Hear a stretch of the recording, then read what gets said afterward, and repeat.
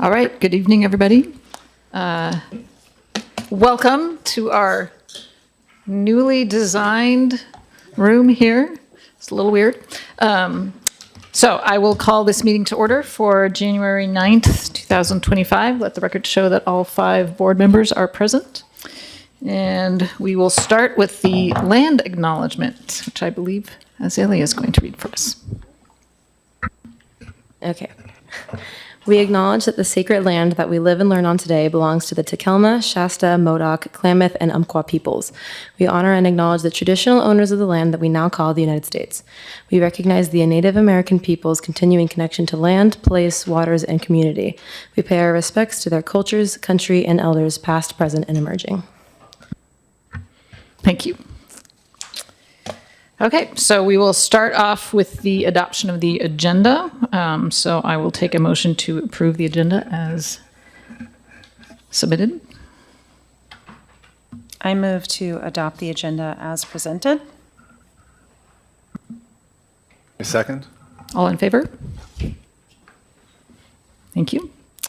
And then we will go ahead with the consent agenda, which is pretty brief this time around. We have the approval of minutes from our last meetings. We have the regular personnel report and enrollment report. So unless anybody wants to pull any of those items, I will take a motion to approve the consent agenda.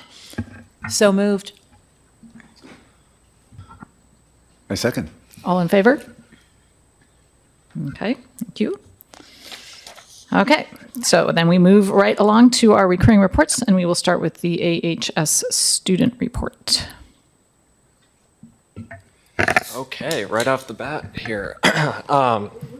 Yeah, it's clipping right along. So a couple things about before break, and then we'll talk about things we're doing in the future, because the way this meeting fell, we kind of had a meeting right before and then break, so not a whole lot has happened, but a couple things to highlight. Before we went to break, we had the Winter Fine Arts Festival, which I saw some of y'all there.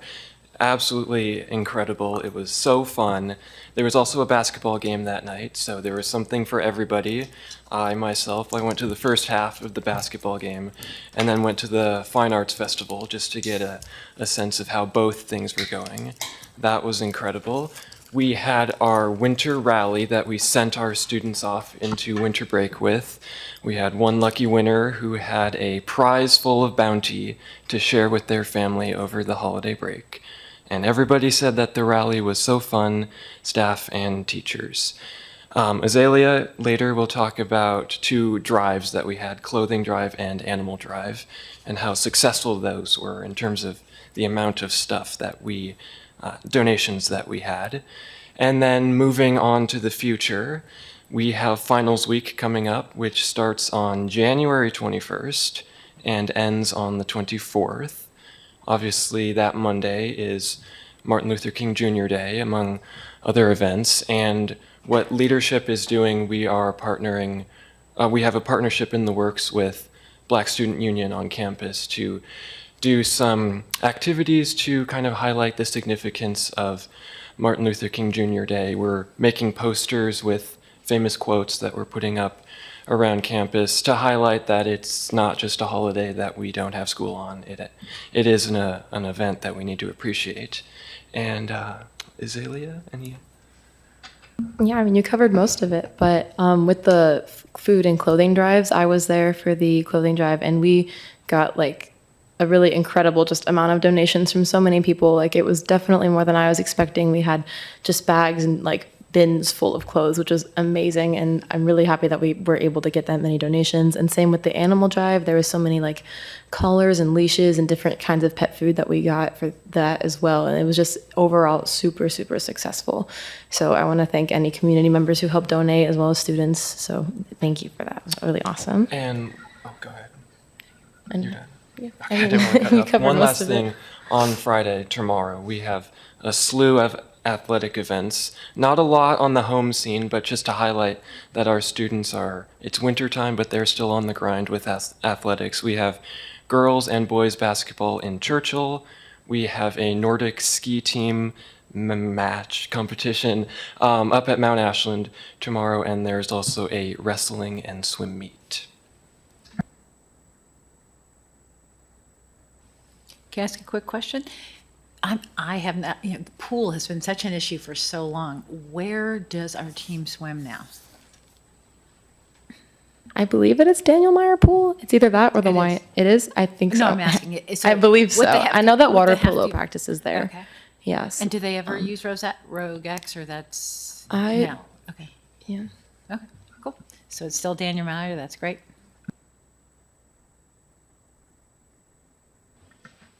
Anybody else? All right, thank you.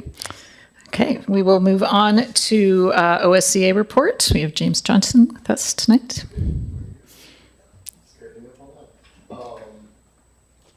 So I got a email from Certified Septic Hellman.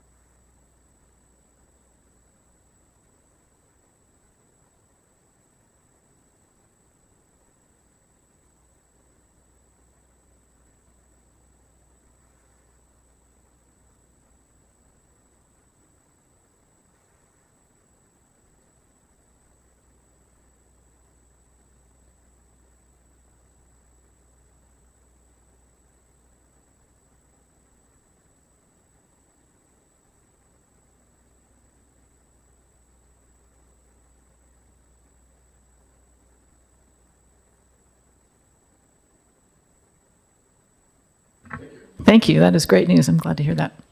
Okay, any other Can I questions? ask about the donations? Are you talking about donations of money or materials?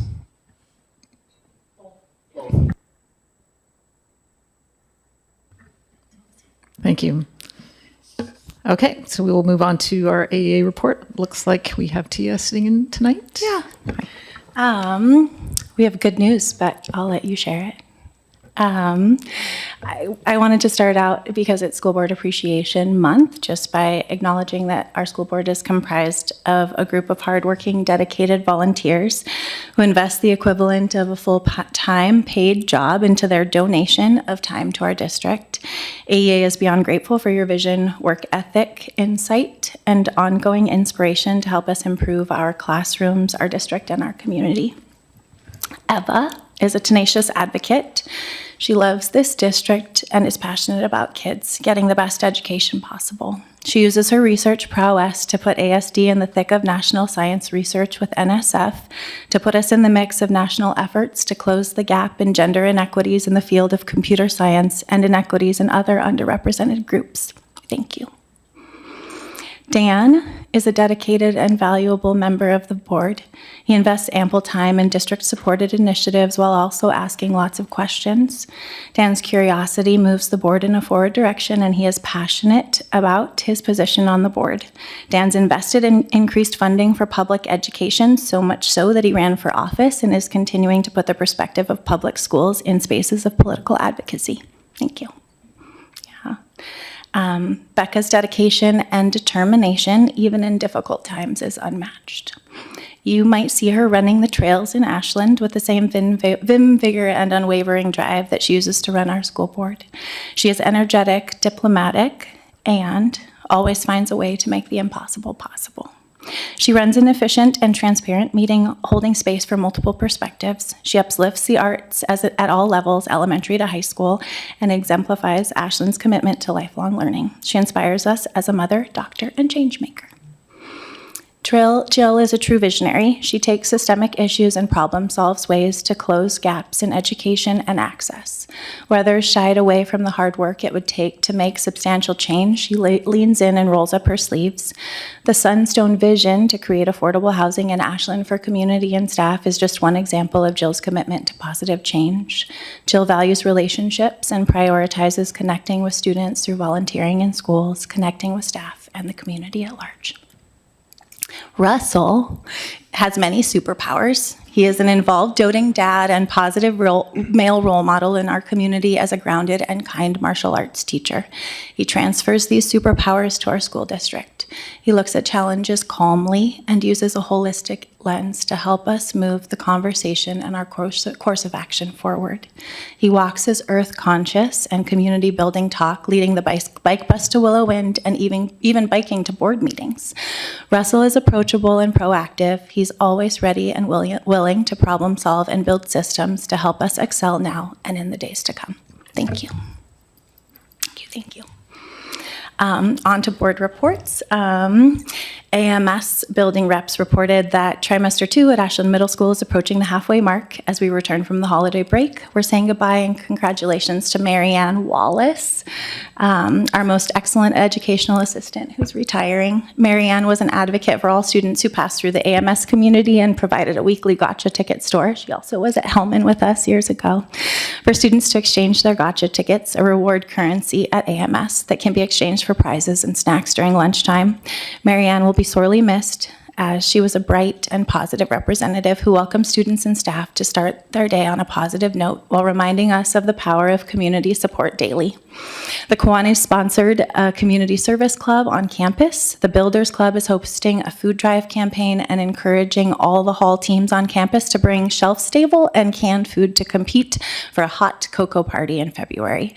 We're all eager to reflect and support each other as we grow and learn in the new year of 2025.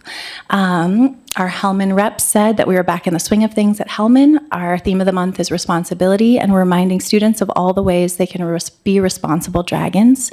Our OBOB teams are working so hard and are excited to begin mock battles in the library. We want to give a huge shout out to our PTA who make a lot of what makes Hellman great possible.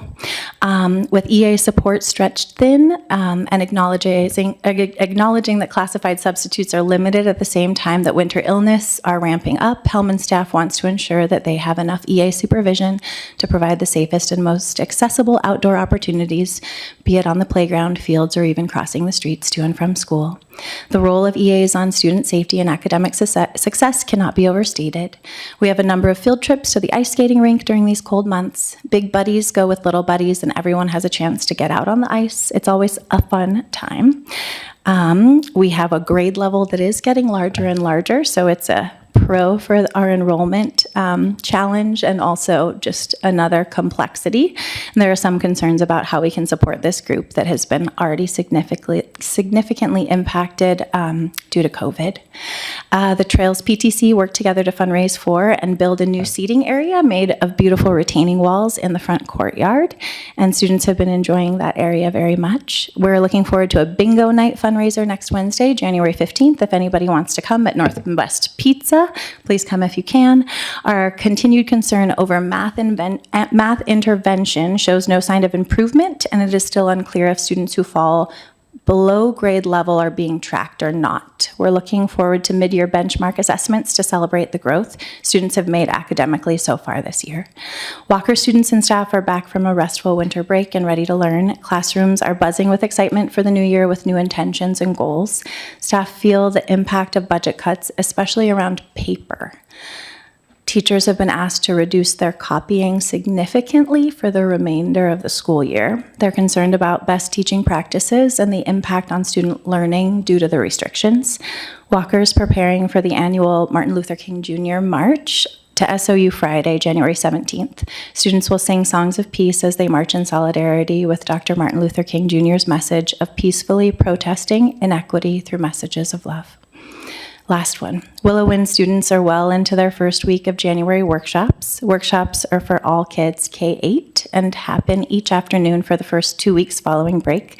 Students choose just one for the entire 2-week period of time.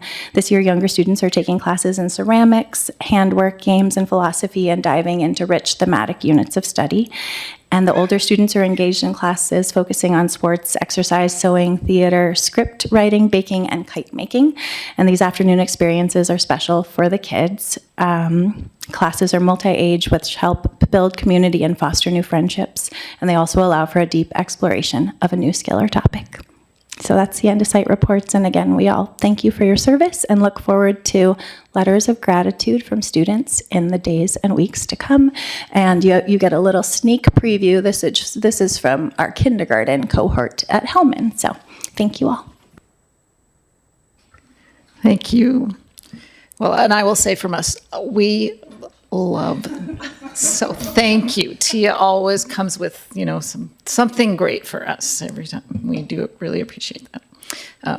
And I just want to, that march that Walker does every year, that is such a great tradition. If anybody hasn't ever witnessed that, they start, they have this giant white pea stub that leads it off, and they close all the streets and march up. Really, it's a special, and the ceremony that happens there is really amazing. They have wonderful people come in and speak and music, and it's pretty special. That's certainly open to the public, I think, for people to come in. All right, any other comments or questions? Okay, then I think we are on to board reports.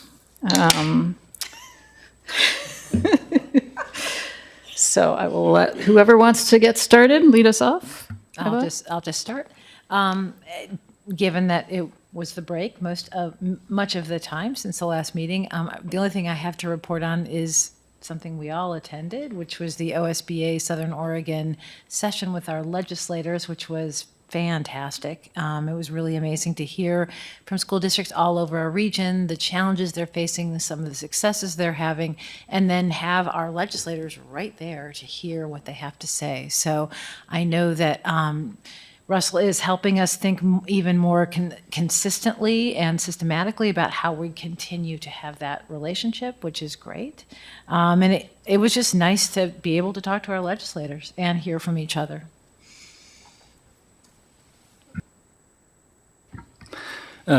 So yeah, we had a break, but this was news for me that I wanted to share. So I serve on the LGBTQ2 SIA Plus Advisory Committee of the School Boards Association, and for the past year, we've been working on creating a caucus within OSBA, following the footsteps of the Color Caucus and then the Rural Caucus, which we voted in as a school board association. We voted in last year. So December was that deadline for voting by school boards across the state, and I won't bear the lead. It did not pass. So the resolution fell short. It had to be 2/3, and it fell short. OSBA says, we remain committed to equity. We believe that all students and board deserve to have a safe and supportive learning community where they can thrive. The board will be discussing in coming months what that means for students and board members who identify as LGBTQ2 SIA+. But I wanted to share this. So of the 175 member districts in the state, not all of the couple hundred school boards are members of OSBA. About 45% voted yes, 40% voted no, 10% didn't respond, and 5% abstained. Of our local districts, Phoenix Talent voted yes, we voted yes, Medford voted yes, SOESD voted yes, Pinehurst voted no, Central Point voted no, Eagle Point voted no, Rogue River voted no, Josephine County voted no, kind of across the board. Three Rivers voted no, Klamath Falls voted no. So I thought this was disappointing because I want to be clear, this is not about representation of queer voices on school boards and in district leadership. This is about better ensuring the support and protection of our students. So in 2021, Senate Bill 52 allocated $2 million in funding for the implementation of the LGBTQ2 SIA+ Student Success Plan. And that was written to address barriers to educational success to students who identify as lesbian, gay, bisexual, pansexual, transgender, queer, questioning, two-spirit, intersex, asexual, non-binary, and the myriad of marginalized gender identities and sexual orientations represented by the plus. It had a framework for creating safe, inclusive, and welcoming schools. And so the caucus was proposed to help districts, especially our rural ones, implement the student success plan. But the problem is that many districts are refusing to do that across the state, which is indicated by the fact that many districts, it turns out a lot of school boards wouldn't even let their boards vote, the board chairs wouldn't even bring it to their board to vote on. And so I just want to talk about why we're doing this.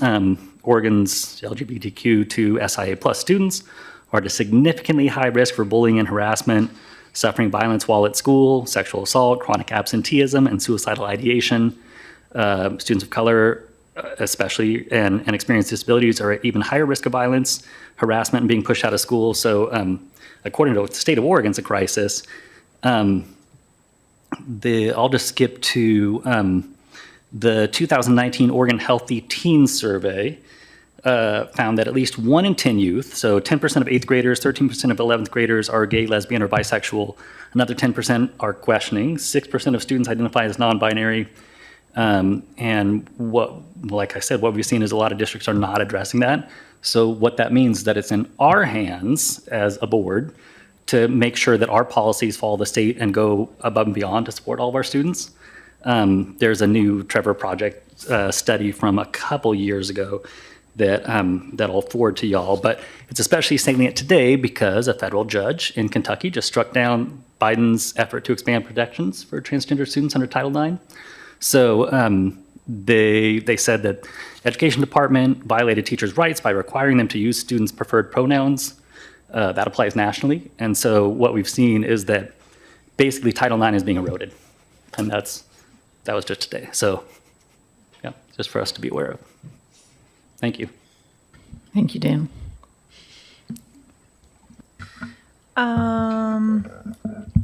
Let's see, we actually had a goal-setting retreat, all of us, which was, yeah.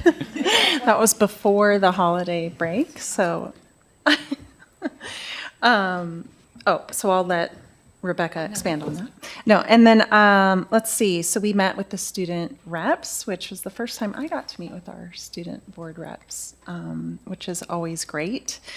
And the OSBA legislative meeting was, it was a really good one this time. I really appreciated it. And, for us, it's kind of like when the public gives public comment here, it's a little bit similar for us. We're kind of advocating for our district, and we're trying to think of how we advocate and how we get heard. Because oftentimes legislators hear the same thing from other districts. And so we've really, like we've mentioned, Russell has really helped us to try to hone in on what makes our voices be heard and our district get it acknowledged. So what we heard a lot of was, when districts are saying we don't have enough money, show us a solution, show us a way to find the money, or show us a way of how you might come up with the money. So anyway, I just thought that was really good advice and a practice that we're trying to carry forward. Also, the Willow Wind Winter Fair and the Trails Winter Fair, which were both just huge successes, and that's it. So just a little bit to add from the legislative meeting, I did get a chance to talk to one of our representatives, McIntyre, for a while after the presentation. And that was really, really valuable to get a chance to talk to someone and ask them, what do you actually need to hear from people to make a difference? What is a useful way to communicate? And she was extremely helpful. Among other things, something I'll be doing, and I encourage all of you because it's actually pretty manageable, is the new session is starting up soon.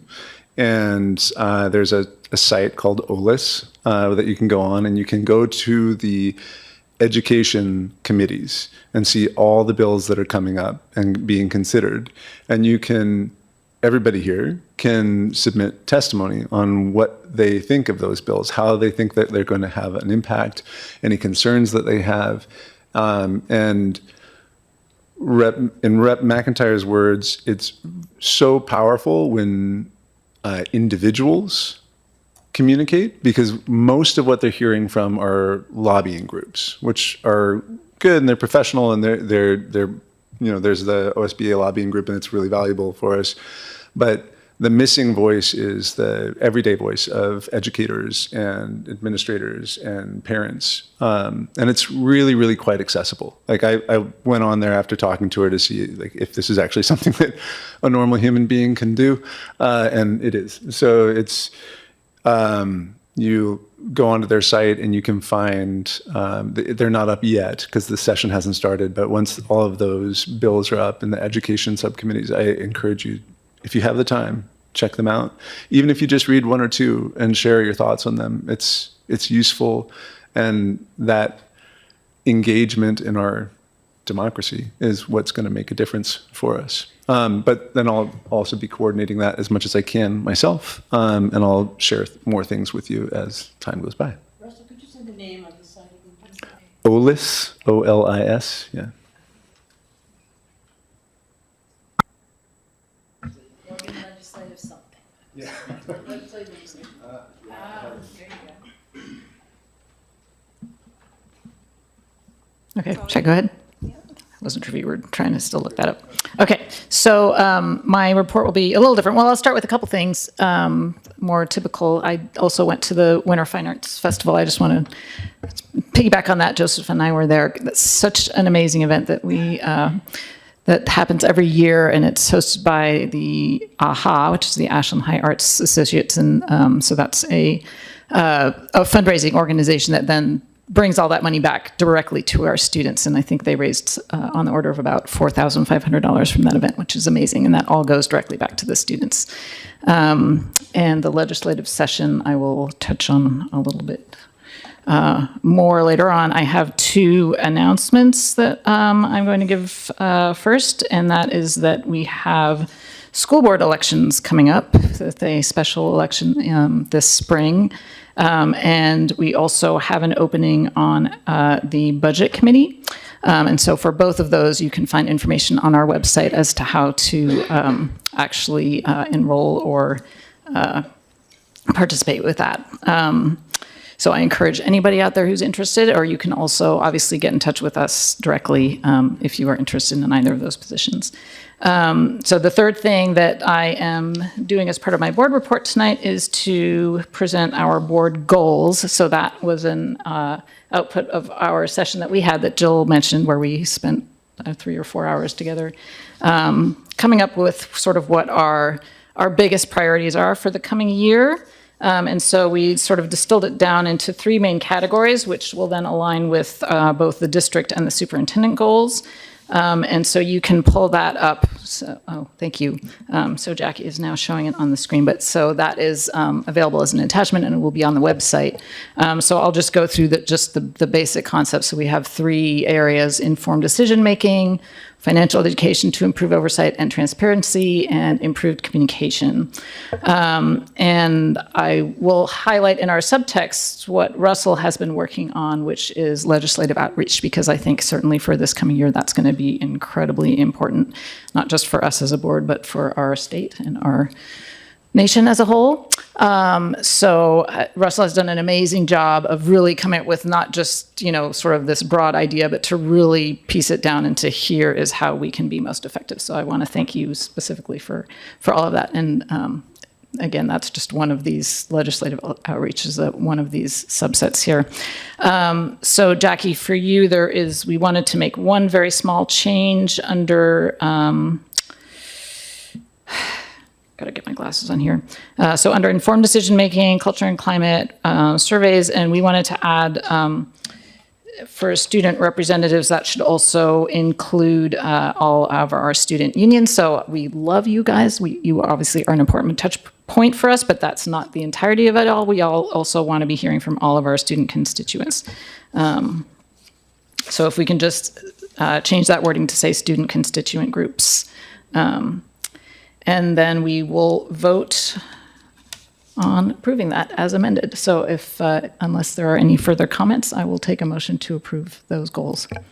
I move that we accept these goals, board goals as amended. I second. All in favor? Okay, thank you. And that's it for our board reports. Get back to my agenda. Oh, so next we have public comment. And I have 4. More? No, okay. So I will start with our usual rules. We have a limit of 2 minutes per speaker. Russell tends to be our timekeeper, so hopefully he will be up for that again. And we just ask that you keep, keep in mind that you don't mention any individuals or any personnel. So first I have Stephen Essig.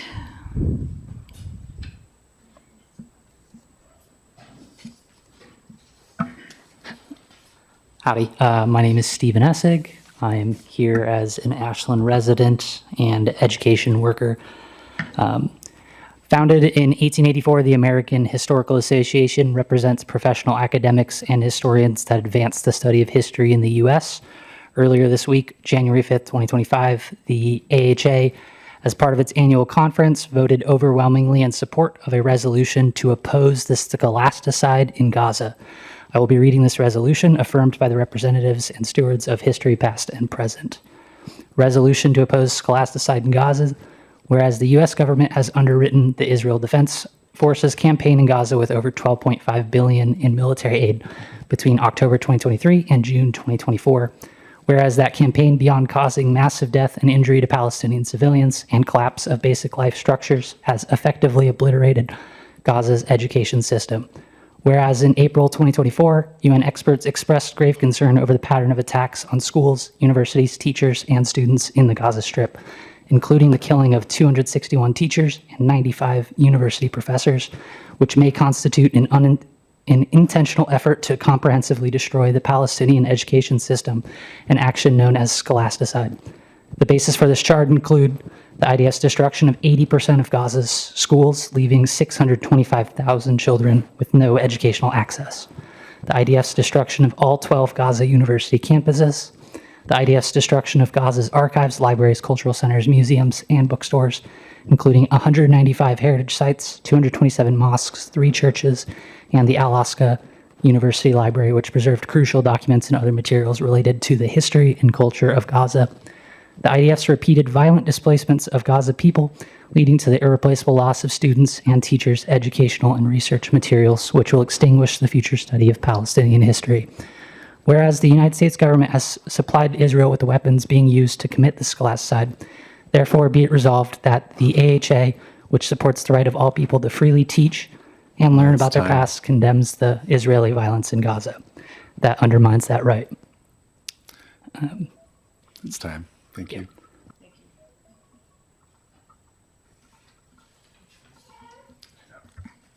Okay, next I have George Dorman.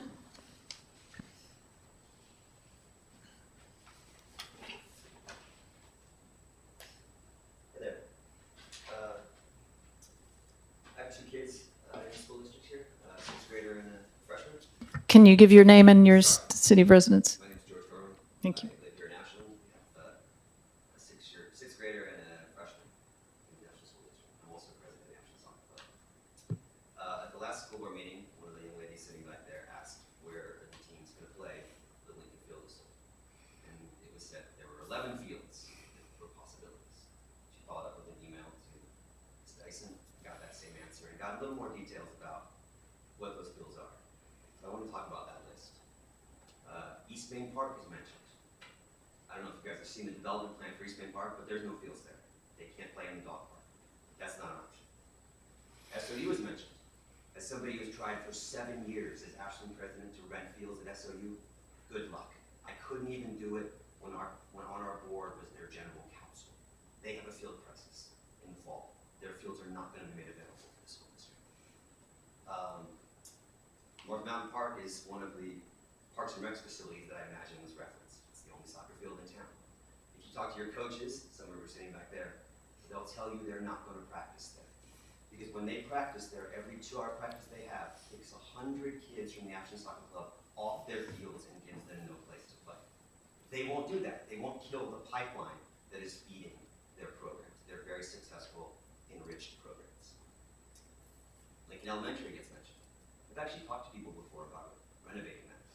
$350,000 minimum to $500,000 to level and sod that field. I know we have a budget crisis. I'd like to know if that is really an option, where's that money going to come? At the end of this list, that junior back there was told, just trust us. We're going to find a great place for you to play, a better place for you to play. But why, if you're putting out this list of 11 and you're using this term of 11 schools, would we trust? Your homework wasn't done. I just did a little bit for you off the top of my head, right? And so how are we to trust? That's time. Thank you. Next, I have Kai Victor.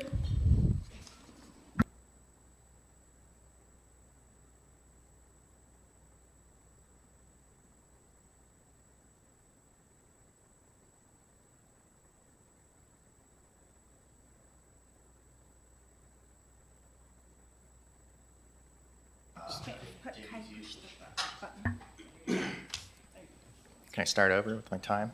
Sure. Kai Victor, I live in Ashland. My kid goes to Ashland High School. I'm the JV2 boys soccer coach there. Lincoln Field is where my team held most of our home games and all of our daily practices this fall season. Every weekday for most of August, all of September, and all of October, right after school got out, my players would conveniently walk to and spend the next 2 hours of their day using that field. Timing and field location are critical for first-year high school students because they don't drive, and most of our team don't have the luxury of going home for break between school and practice. 10 out of the 19 of my team live outside of city limits. 6 of those 10 live in another town altogether. The location of Lincoln Field couldn't be better. It's adjacent to school, to locker rooms and equipment, and to the athletic trainer, one that was visited by my players a few times this year. And we weren't the only ones using Lincoln Field. JV girls, JV boys, varsity girls, varsity girls, and even football needed that field this past fall. In the spring, it is used by Ashland Soccer Club, whose enrollment has doubled in the last few years. Many of those kids are on track to play high school soccer for Ashland. Soccer keeps kids in Ashland School District, and soccer is growing despite student numbers decreasing. Without decent programs or space, those kids will leave our district. By selling Lincoln Field, there's a risk that the community may not get a replacement. There's a risk that housing being built may not be filled by teachers, school staff, and families because Oregon law right now doesn't guarantee that. There's risk that without athletic space, the school district may lose more students. There's a risk that without field space, physical and mental health among our kids will decline. Behind that nameplate, there's a phrase, is it good for the kids? As this project stands, there is a huge risk that this isn't good for the kids. Until these risks are addressed, could we please take a step back on this sale, reevaluate, get more feedback from the community, and look at alternative development locations that don't take away from Ashland kids. Thanks. Thank you. Next, I have Marie Caballero Utov.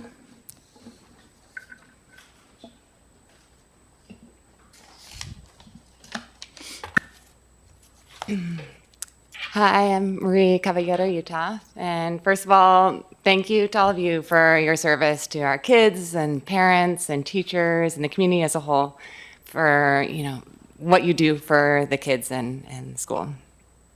I attended Ashland schools. I attended elementary school through high school. I now have 3 kids in the Ashland school system. Actually, one has graduated and is attending college now. And I've lived here most of my life. I'm now the head coach of the girls varsity soccer team. And the recent proposal to sell Lincoln School is not the right decision. It's sending the message that now and in the future, Ashland High School, the Ashland School District, does not need and will never need additional space. Because once you sell that field, it is gone. It is no longer a sports field. This decision is irreversible. And you, again, at the last meeting, it really struck me when you showed me the name badge that says, what is best we do, what is best for the kids. And this decision to sell the field is not the best for the kids. Ashland School Board, you're making a mistake and our children will pay the price. We are seeing the lowest enrollment in Ashland School District in years, high student absenteeism, increased drug use, and low student and teacher morale. Ashland families who live in Ashland choose to not send their kids to Ashland schools. I don't need to explain to you why athletics are good for students and for school enrollment. They build healthy habits, they create social connections, they build a community, and they give an incentive for kids to attend school. We need Lincoln Field. As a soccer coach at Ashland High School, the last 3 years, the school board or Sunstone or anybody related to this project has never, ever approached me and asked me what if we use Lincoln Field or... That's time. Okay, thank you. Thank you.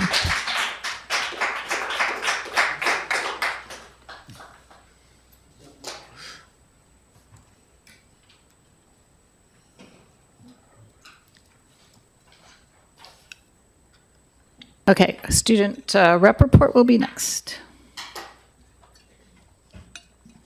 I think I'll start off if Owen's okay with that. At least for me and what I've been doing, I did publish the first, my first newsletter in the Rogue News about the meetings. So if anybody's read that, I'm not sure, but I'm continuing to do that and to record the meetings, and Hattrick has been helpful with that and helping me get any extra documents I need or like any information for people if I need to reach out to them for any kind of specific reason. But I mainly wrote about the debt that was talked about in, I believe, the special session in December. So that's what that edition is on, basically. So that's what I've been keeping up on. And I think just since, winter break, it was really nice for everyone to get kind of a break for school, and having everyone back in class now, it feels like everything's kind of on a smooth roll again. So it hasn't really been too hard to get back into the roll of things. So it's good for students and everything. So, Yeah, as far as any things that I've been working on, I have 2.5 things briefly. I wanted to say again, thank you to the school board for all the work that you do. Azalea and I got to be privy to a little meeting between Dr. Hattrick and Rebecca and Jill, and these meetings are just the tip of the iceberg with the amount of work that you guys put in. So it was good for us to see that you guys are doing your homework and you have a lot of fun doing it. 2 things more related to my job as board rep. With the SRO that we've had on campus since August, I wanted to share a little anecdote that I heard through an intermediary from the chief of police. I didn't hear it from him, but someone did.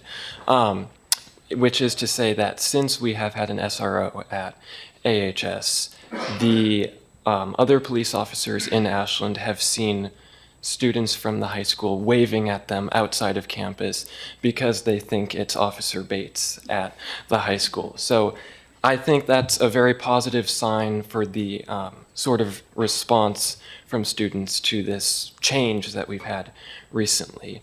And then the second thing that I wanted to touch on is a project that Dr. Hattrick has kind of brought as some of the credentials he brings to the district, which is creating a superintendent advisory board, which encompasses, as were on the goals for the board, heads of affinity groups, more student voices apart from ourselves to advise the superintendent and the school board. And that's something that leadership is going to help facilitate in any way that is necessary. So. All right, thank you. Any questions, comments? All right, it was great having that meeting with you guys. Really, we enjoyed that a lot too. So hopefully we'll keep that up. Okay, so next we move on to our superintendent report with Dr. Joseph Hattrick. All right, good evening, and I'm really glad we didn't put a timestamp this time because this is going to be lengthy. Before the meeting, I thought it was going to be brief, but I've just been writing I apologize. So, as the tradition started a few months ago, I'm going to begin with recognizing our December Rotary Student of the Month, which was presented this afternoon at the Ashland Rotary. It is my privilege today to present the Ashland High School Rotary Student of the Month Award to an extraordinary individual whose positive impact on both our school and community is undeniable, Amara Lowe. Amara is an 11th grade student whose excellence goes beyond academics. She embodies the values that we all aspire to uphold at Ashland High School: dedication, leadership, compassion, and a genuine spirit of collaboration. Amara's teachers have spoken of her brilliance, noting how she makes insightful connections, seamlessly weaving together seemingly unrelated ideas into coherent concepts. She's not only a brilliant student, she's a dedicated one, working diligently with a good spirit and always finding ways to challenge herself and others. And it's not just her academic talents that make Amara stand out. Her heart is as remarkable as her mind. Whether it's checking in on her peers, offering encouragement, or sharing her supplies, Amara is someone who genuinely cares about those around her and ensures that no one is left behind. Amara's influence extends far beyond the classroom. She's a leader deeply involved in a variety of extracurricular activities that empower others and make our school a better place. As the leader of the Black Student Union, Amara works to create a supportive environment for her peers. She volunteers with Native American Student Union on Otterlifter projects, participates in theater, and contributes to the softball team, all while maintaining a commitment to her academic studies. It's clear that Amara's leadership is driven by a genuine desire to create spaces for everyone to be heard and supported. In addition to all of her activities, Amara possesses an extraordinary balance of confidence and humility. She has the dignity and self-respect to be playful and joyful without ever losing her sense of self. And as her teachers have pointed out, she brightens every space she enters. Whether she's asking clarifying questions in class, advocating for herself or others, or simply offering a word of encouragement to those in need, Amara consistently shows the kind of integrity and responsibility we hope to see in all of our students. As we recognize Amara as the Rotary Student of the Month, we're reminded that true leadership is not about titles or accolades. It's about inspiring others, making a positive difference, and leading by example. Amara does all of this and more, and she's made our school a better place for everyone. Amara, thank you for your dedication, your compassion, and your incredible example. We're excited to see the great things you will continue to do, and we're so proud to have you represent Ashland High School. So that was presented to her, and her parents were there to celebrate with her. So that was really exciting this afternoon. Like each of you have mentioned, this week I've actually spent 3 occasions with Senator Golden, Representatives Marsh and McIntyre as they're preparing for the legislative session. So not only did I get to spend Monday night, I'm in 2 other groups that they've visited. So one was with the Chamber of Commerce Board, which was this morning, and I forget, there was another one between Monday and today. So it's been great. And to kind of follow up on that, tomorrow I'm attending a legislative advocacy training that's hosted by the Coalition of Oregon School Administrators. So I'm excited to then follow up on that and share the information that I learned with the board, and hopefully they then can extend that to anyone and everyone that would like to attend. So hopefully we can do that. Also, the district's participating in the upcoming MLK celebration on January 20th and is one of the event sponsors, so that will be very exciting. The district's Health and Wellness is holding an event for staff and their families on January 15th at the Ashland Ice Rink. I also, it was really exciting this afternoon. Erica from the Ashland Schools Foundation stopped by to pick up all of the cards that were dropped off to show our appreciation to the incredible anonymous donor who provided the district a gift of $850,000 and an additional $40,000 towards our equity programs. It was really exciting to hand that over. There were a ton of cards. There was also a set of angel's wings that was created, and I mean huge, that was then covered with cards. There was a poster. There was a video created that we sent off. It was incredible. So thank you for everybody for helping to do that. I'm sure it's going to make a world of. It'll mean a lot to the donor. So that will be really exciting. And we're going to follow up with a press release and send out pictures and whatnot so that we can further celebrate that. The district and AEA, I'm pausing. Yeah, thanks. I didn't start the process, so I'm estimating, I'm probably completely wrong, but after about 11 months with a break in the summer, AEA and the school district finished bargaining tonight. So that was incredibly exciting. We'll talk about it later at the end of the meeting, but hopefully we will have a special session next week, and hopefully that will be for an opportunity to ratify the contract. So, very exciting afternoon. That happened about, 15 minutes before I showed up here. So, it's been an exciting day. Also, about 10 minutes before that, a letter was sent out to the community. It's been a very busy day, announcing the furlough days. So I first want to thank both of our labor unions for their strong collaboration throughout the process of arriving at our furlough days. It started 12 hours after our December 12th board meeting, where the engagement began, and it truly finished yesterday. And so I'll publicly announce, but also please check your emails. The furlough days for this school year will be March 5th, 6th, and 7th, which on the calendar currently are our conference days. So that will have minimal impact on students and hopefully families.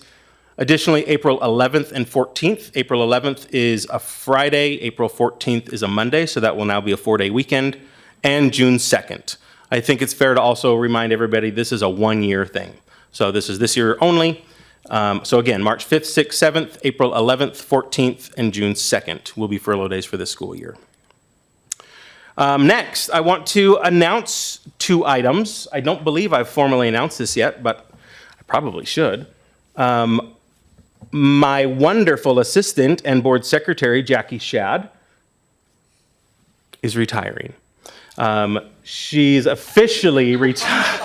Not right now. She will officially retire February 28th, will be her last day with us. So we should have a special board meeting on February 28th and make her work till midnight.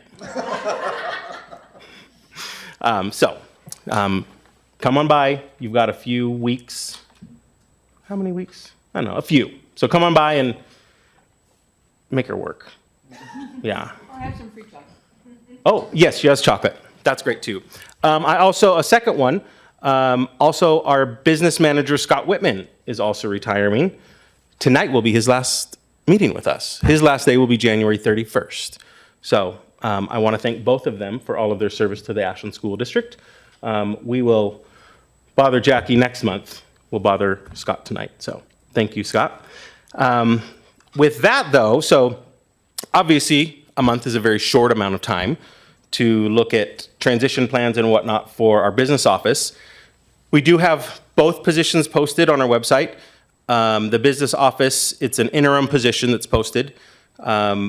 Because time is of the essence, we started to do a lot of planning and thinking, and I'm not a patient person, let's just be really honest. And we are fortunate enough to have somebody with years and years of experience in the region. And so I would ask Sherry Ely to come up to the podium. I would like to introduce Sherry Ely. Sherry comes to the Ashland School District with over 30 years of experience in school finance. I actually had the pleasure of working with Sherry 4 years ago at my previous school district. She was serving, I don't know, a consultant maybe, or were you full-time? Interim there. So she was interim at another educational service district up north. So I had the pleasure of working with her there. I'm going to ask her to introduce herself, so I won't say too much because I'll probably get it all wrong. But she comes highly, highly recommended by our consultant, Jackie Olson, who's with OASBO, the Oregon School, I get it wrong every time, Business Association. There it is, see, she's got it. And she comes highly recommended, truly, by anyone who's met her. That's big.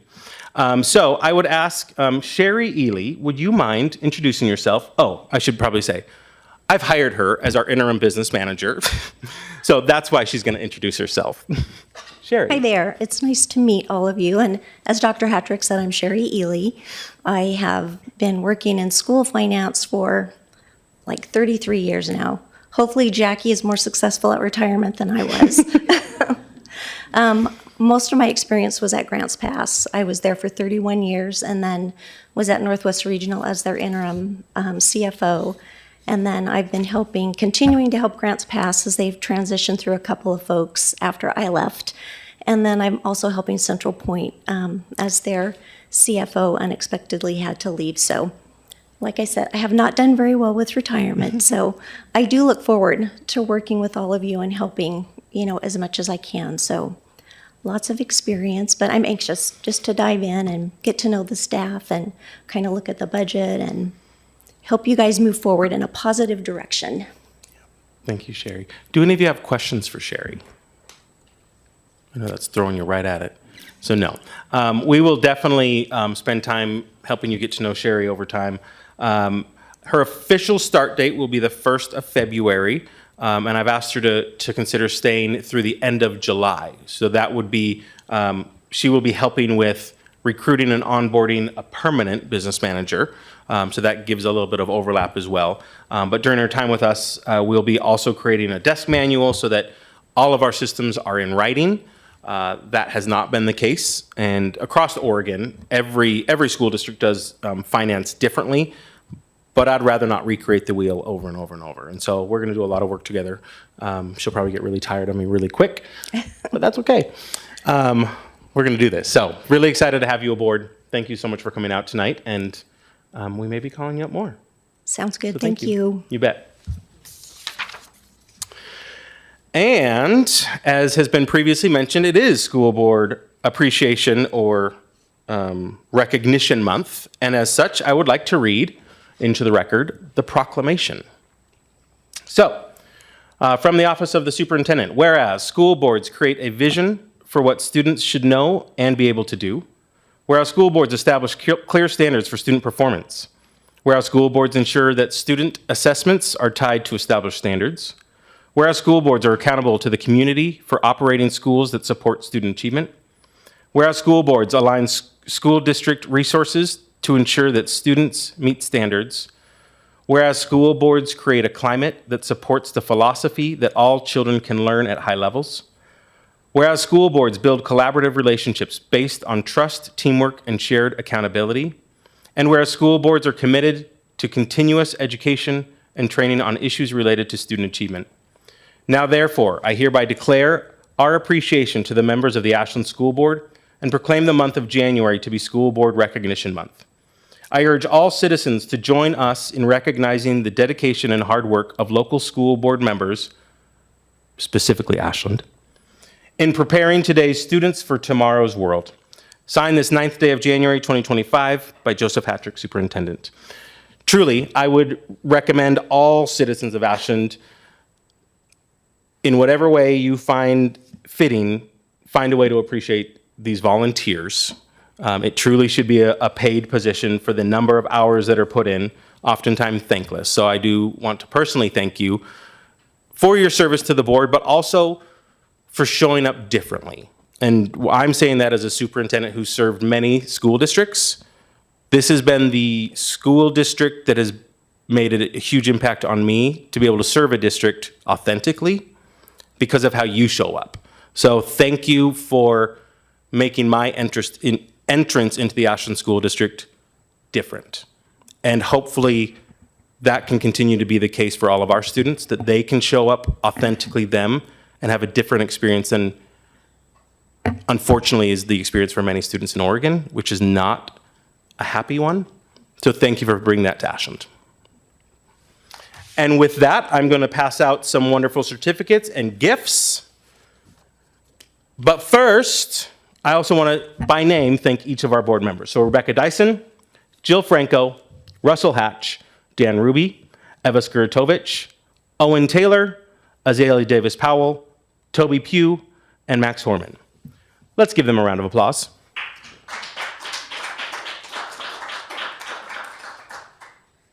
I'll answer any questions at this time.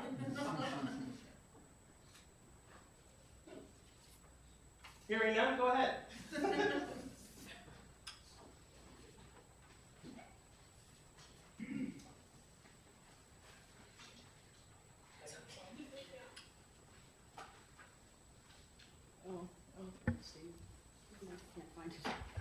I just minimized it. Oh. All right. Thank you, Joseph. So we will now move on to our bond report. We have Steve Mitzel and Mike Freeman.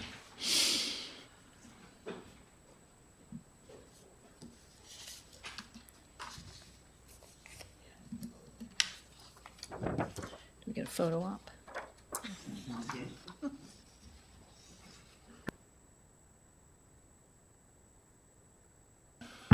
Good evening, and thanks as always for having us. We're going to, we've actually shortened our section up a little bit. You might have noticed that we removed a recommendation to award. We're going to push that out to the next meeting, so you'll get that early February, possibly late January. We'll see.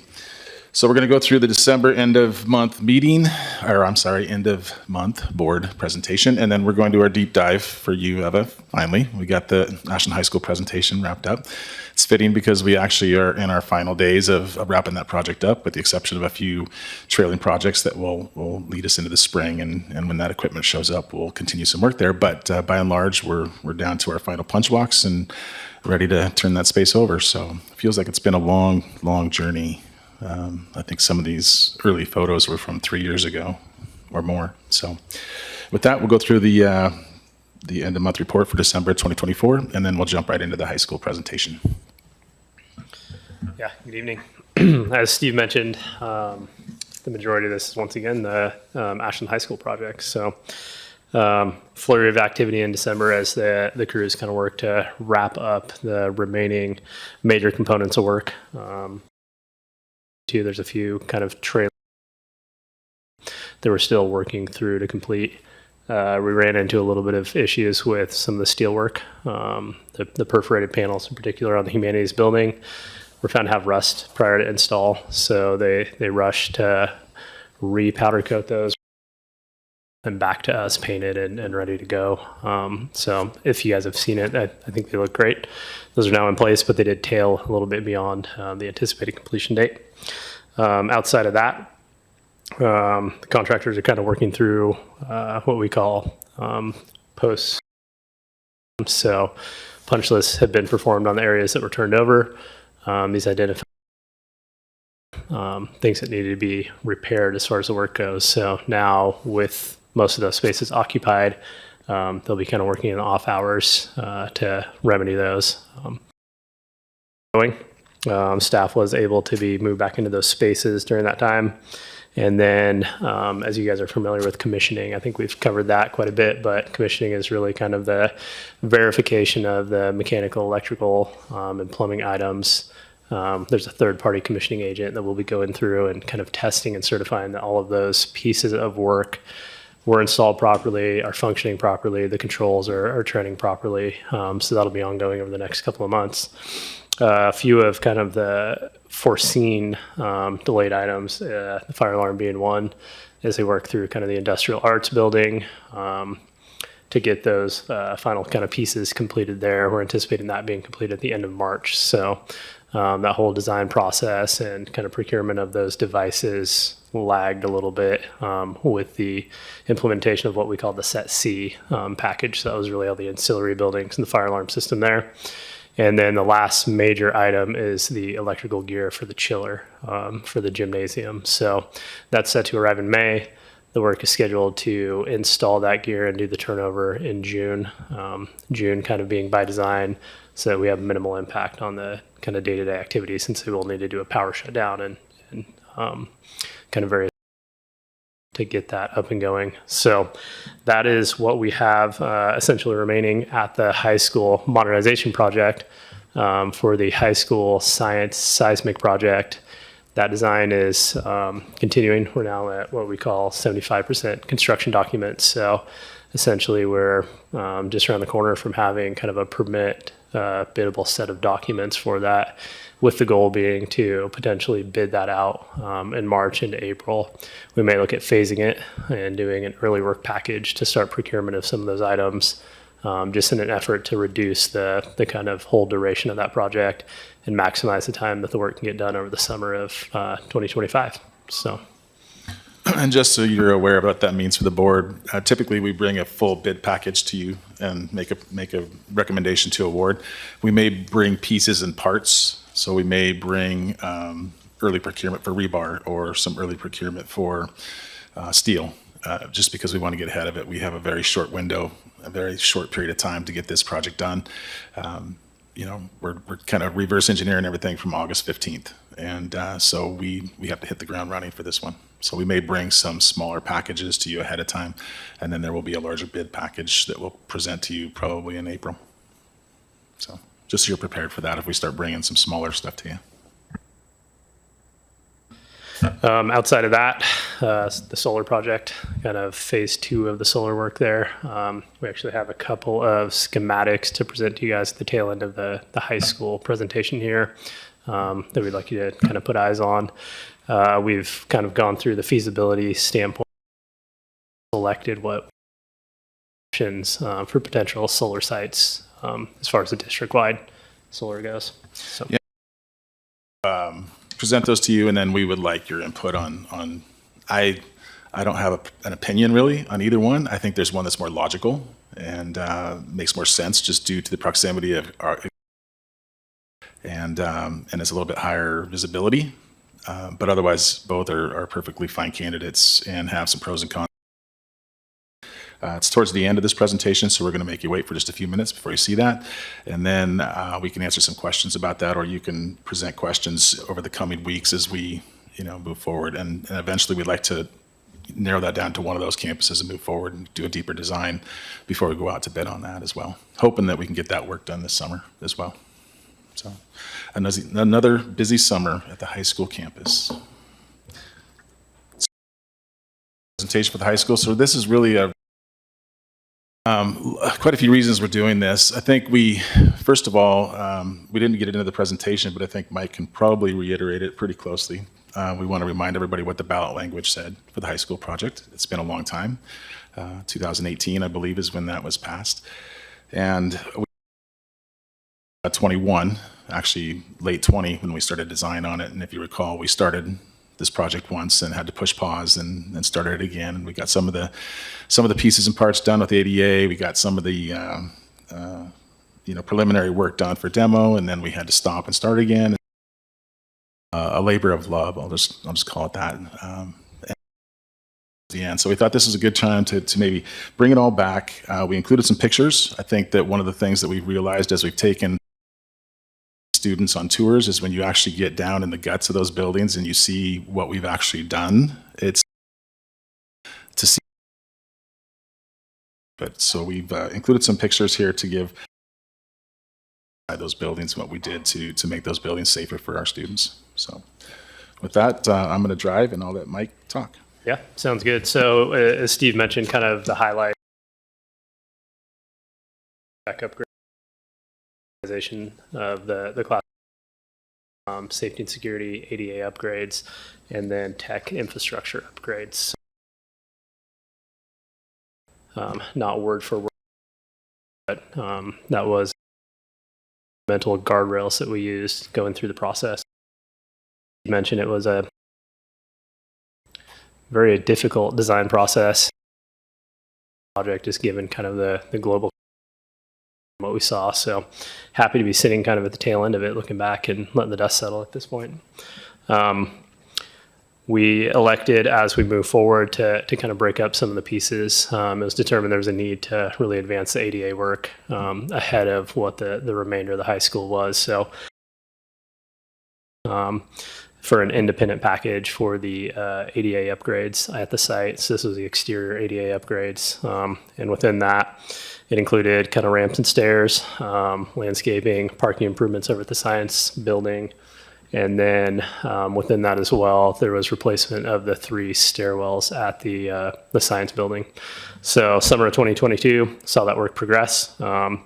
We added a accessible ramp coming off of Morris and Siskiyou, kind of down into the science parking lot area. We're able to add ADA ramps in between. Really, it's kind of the southeast portion of the science building, as well as the northeast portion. Ramps to access the English building from the quad area.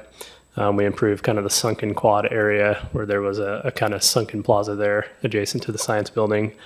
and then added some ramping at the south end of the science building. So in addition to that, because of lead times and procurements, the stairwells were pushed to the following summer, but they started the procurement process of those during that summer. So I think Steve kind of jumped through some of the pictures there, which brings us really, as we were finalizing design, bringing on board a CMGC for the bigger portion of the project. And we were able to bid that in preparation for spring and summer of 2023. So phasing was critical with this project. We did everything we could to avoid the implementation of modulars and major displacements and disruptions of the school. Saved a lot of money in doing so, and luckily the Lincoln building came in very useful in that regard. So we jumped right into spring and summer, addressing the humanities building. The kind of main impact there was around the seismic upgrade. So we kind of phased that, starting at the ground floor, working up to the second floor, and working up to the third. So summer 2023 saw us really start on that level one, the kind of basement level there at the humanities building. They started with abatement and demolition, and started kind of the early infrastructure for the elevator that would provide access to the third floor for the first time at that humanities building. So you can kind of see, looking through, a lot of steel was implemented, a lot of reinforcement around the perimeter of that building by way of concrete and rebar. Drag beams, heavy shear walls were in place. Kind of shows a little bit of the access that was needed to get into that basement area, where they installed some additional footings in preparation for some more structural support, as well as reinforcing that entire perimeter of stem walls that were in there. And something to note about that, I don't think we have a good picture to represent it. I'm going to see if I can. So here's a good photo. So you see these individuals. I'm going to put the mouse right over their head. You see this line that comes right through here? That was essentially the bottom of the foundation wall. And the engineering that was done, I guess this would have been back in the 60s, was to just use earth to support that. So when we first came into this space, all of what you see right there was underground, and it was just earth pushed up against the outside wall. So when you were standing down in that basement, I was looking up at the bottom of the foundation of that building as it went around. And they just used the weight of earth pushed up against it to keep everything in place. And I know that doesn't sound logical. It doesn't sound like it's, So we had to remove all that earth. That's why we had to take that corner of that building off and get a machine down in there and remove all that. And so what we did was the color below that line is the new stem walls. So we built walls underneath the foundations, shored all that up, and then we actually poured out the entire, you can see the slab down here on the bottom, and really supported that building in the way it should be to modern standards. So I'm sure they were doing what was to code at the time, but that was before I was born, so. You may be talking about my house right now, Could be. Steve. I'm like, oh my God. Don't go in your basement, because you might see the bottom of your footing, which you're really not supposed to, or foundation, you're not supposed to see that. So anyways, just interesting. This kind of tells the story of what we've done there. And this really doesn't even do it justice. There was one moment where we walked down there and literally it was an entire mat of steel that was getting ready for concrete. And then that stuff works its way up to that third floor. But I just wanted to point that out, that that's what we were faced with when we first got into this space there. So in addition to the seismic work there taking place at Humanities, the crews really started to address some of the HVAC. So HVAC improvements, where they improved filtration, they improved the amount of fresh air that was getting brought into the spaces, and improved the cooling that was available there by kind of upgrading, adding coils to some of the existing equipment and replacing some of the existing equipment in kind. In addition to that, the IT infrastructure was replaced building-wide. With new kind of software, building automation system for the HVAC, lighting controls were installed in all the spaces. Of course, it was kind of sequential as more spaces became available, going from the first, second, and third floors.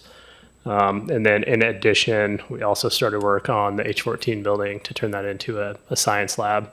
So H14 and H16 were H10 were opened up into one kind of lab / classroom space with new finishes throughout, new HVAC, new casework, new doors.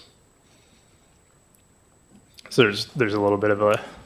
That's our high-tech sorting for furniture. As we decommission furniture, we put in a good pile and a bad pile. So this was just a space for custodial to use as storage for overflow. So yeah, that's how we marked the good from the bad. The bad went into the dumpster and the good was repurposed. All right. In addition, over on the science building, the 3 stairwells were also replaced over that summer of 2023. So take a look at the elevator tower there that was added to the north end. Again, that now makes that 3rd floor accessible. So Key to operate that, or? it is under access control, but I believe it's on a schedule. It's actually on a schedule, and it is right now. It's going to be access key card only until further notice. We actually have to get an inspection on it. We're still waiting for the state to come down, so we waited. To wait another 2 weeks to get an inspection. So yeah, I think the 14th of January. Expect that, and at that point, we'll be able to cut the ribbon. I think that's the one thing I might cut a ribbon on at the high school campus. It's And so then students who have a mobility hard. permanently have. Yeah. Brings us around to fall and winter of 2023, 2024. So work continued at level 1 in humanities, and they also moved into level 2, where a lot of that seismic work continued. So it was running continuous through all 3 floors. So they had doweled holes, floor, kind of concrete landing, and then tied that rebar and kind of continued that whole process up through the entire height of the building. And then, of course, the HVAC, lighting, fire alarm upgrades continued on that floor as well. Fall and winter also saw kind of the start of the work for phasing on the science building, where they began work in the SC6 area to start kind of the prep area in science. And that, of course, included modernization by way of updated lighting, lighting controls, HVAC upgrades, new finishes, new casework, and really kind of some new configurations of some of those classroom areas. So you can see a little bit of that's that basement area that you were just looking at, where they tied in the existing stem walls to the kind of new structurally reinforced walls below. Again, kind of a more look at the basement area. That was where previously there was a hole for access with the skid steer, if you saw those pictures before. You can see kind of the beginning of the work over in the science area, where they removed some of the existing casework, started the abatement and demo. And yes, that's Dorothy from the Wizard of Oz. And there's Dorothy, yeah. She moved all over the site, and you just never know where she was going to pop up because it just kept getting moved around. But she's still there. She's been there through the whole project. Highlighted this. This is kind of the shotcrete that was applied to those mesh rebar walls. So that's how they poured back the concrete, is they essentially were shooting it in there by way of a shotcrete nozzle. So definitely a very messy, intensive process. Pretty impressive to see those guys work. They definitely earned their money that day. So another look at the kind of science area. You can see the level that those classrooms were stripped down to. So flooring was removed, ceilings were removed to gain access for HVAC, lighting controls, and new finishes to come in. This is a look at the new fire riser for humanities. So the fire sprinklers were all brought up to code for all 3 floors of that building. And that brings us to spring and summer of 2024. So that was probably the busiest kind of time, I would say, for this project. Humanities work continued, so they really kind of targeted completion of the seismic work on levels 1 and 2. The goal was to have that completed by the end of summer of 2024. Level 3 seismic work began at the beginning of that summer. So there was kind of a handoff there to get into level 3, and at the same time wrap up level 1 and 2 for staff to move back into those spaces and really the goal is to get all of that wrapped up by the end of this year, with the last portion being level 3. In addition, those spaces continue to see the HVAC upgrades, lighting upgrades, kind of sequentially as the crew work their way up through the building. We intentionally put this slide in there just so we can archive how we Wait, got to the. I thought it was an public. archaeological dig, Yeah. right? Wasn't that the whole?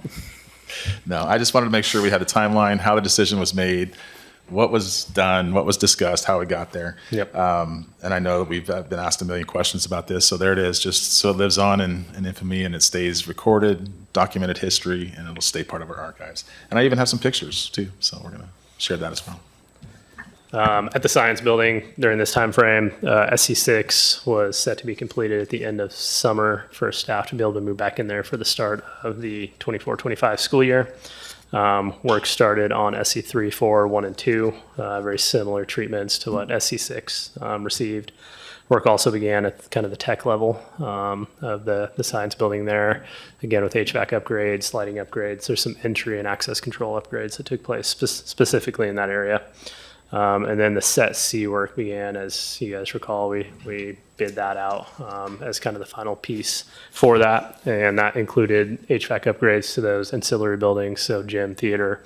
The chiller was ordered. That was, of course, a longer lead item. Over the summer, they set a new electrical vault, a new transformer for that chiller over by the gym area. And then the work kind of started on a lot of the hydronics that would take place at the gym area.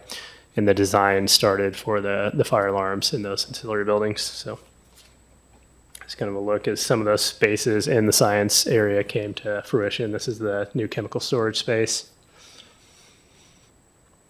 This is a kind of a look back at the exterior treatments that Humanities received by way of removal of those large concrete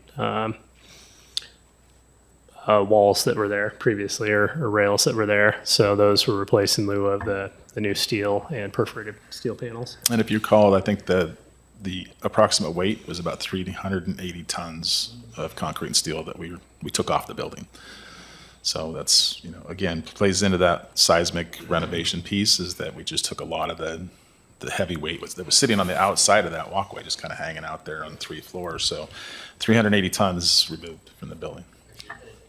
Yeah, they angled out. Yeah, and they some of them are pretty degraded once you kind of cut into them and saw the structural steel that were inside of those, and they posed a pretty heavy seismic risk. Access control. So just want to do this. Highlighted the exterior doors were all replaced with kind of the district standard doors that included full length hinges, access control, new hardware. And then of course the tile work that took place on all 3 floors. Yeah, so. Right. I think so.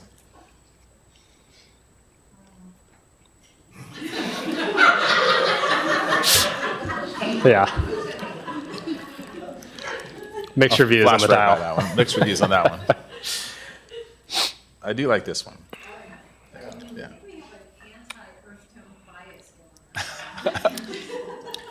And again, we can reference back to the timeline Steve has in there of how the selection took place on the tile. But here's a look at the tech level, kind of mid-construction progress. You can see they're getting ready to open up the kind of access points.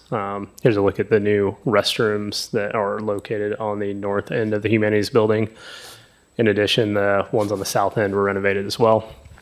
This kind of highlights some of the work in the quad for the hydronic lines that were ran from the existing boiler system over to the science building as part of the HVAC upgrades.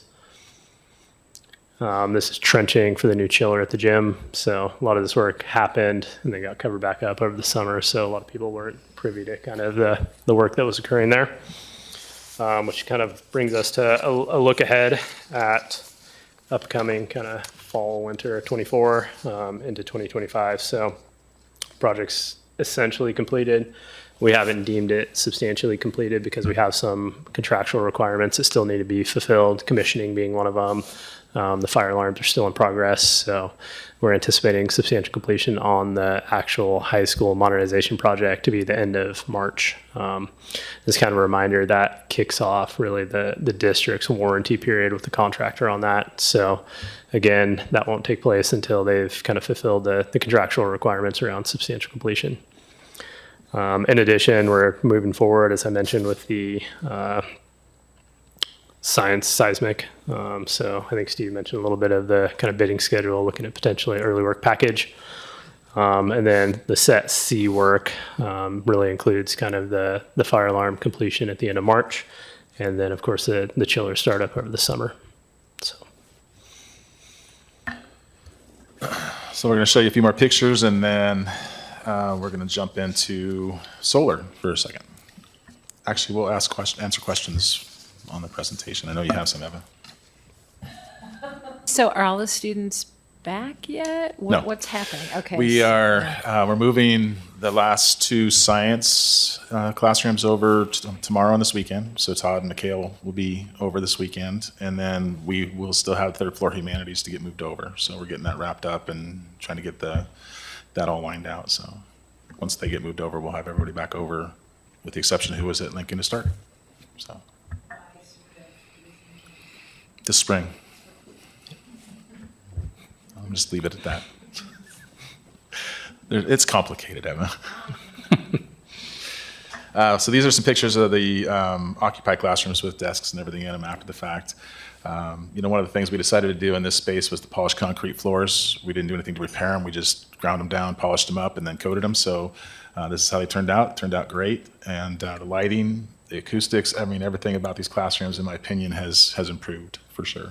There's still some balancing. I know there's some heating and cooling still fluctuating. There's some really warm days and some really cool days.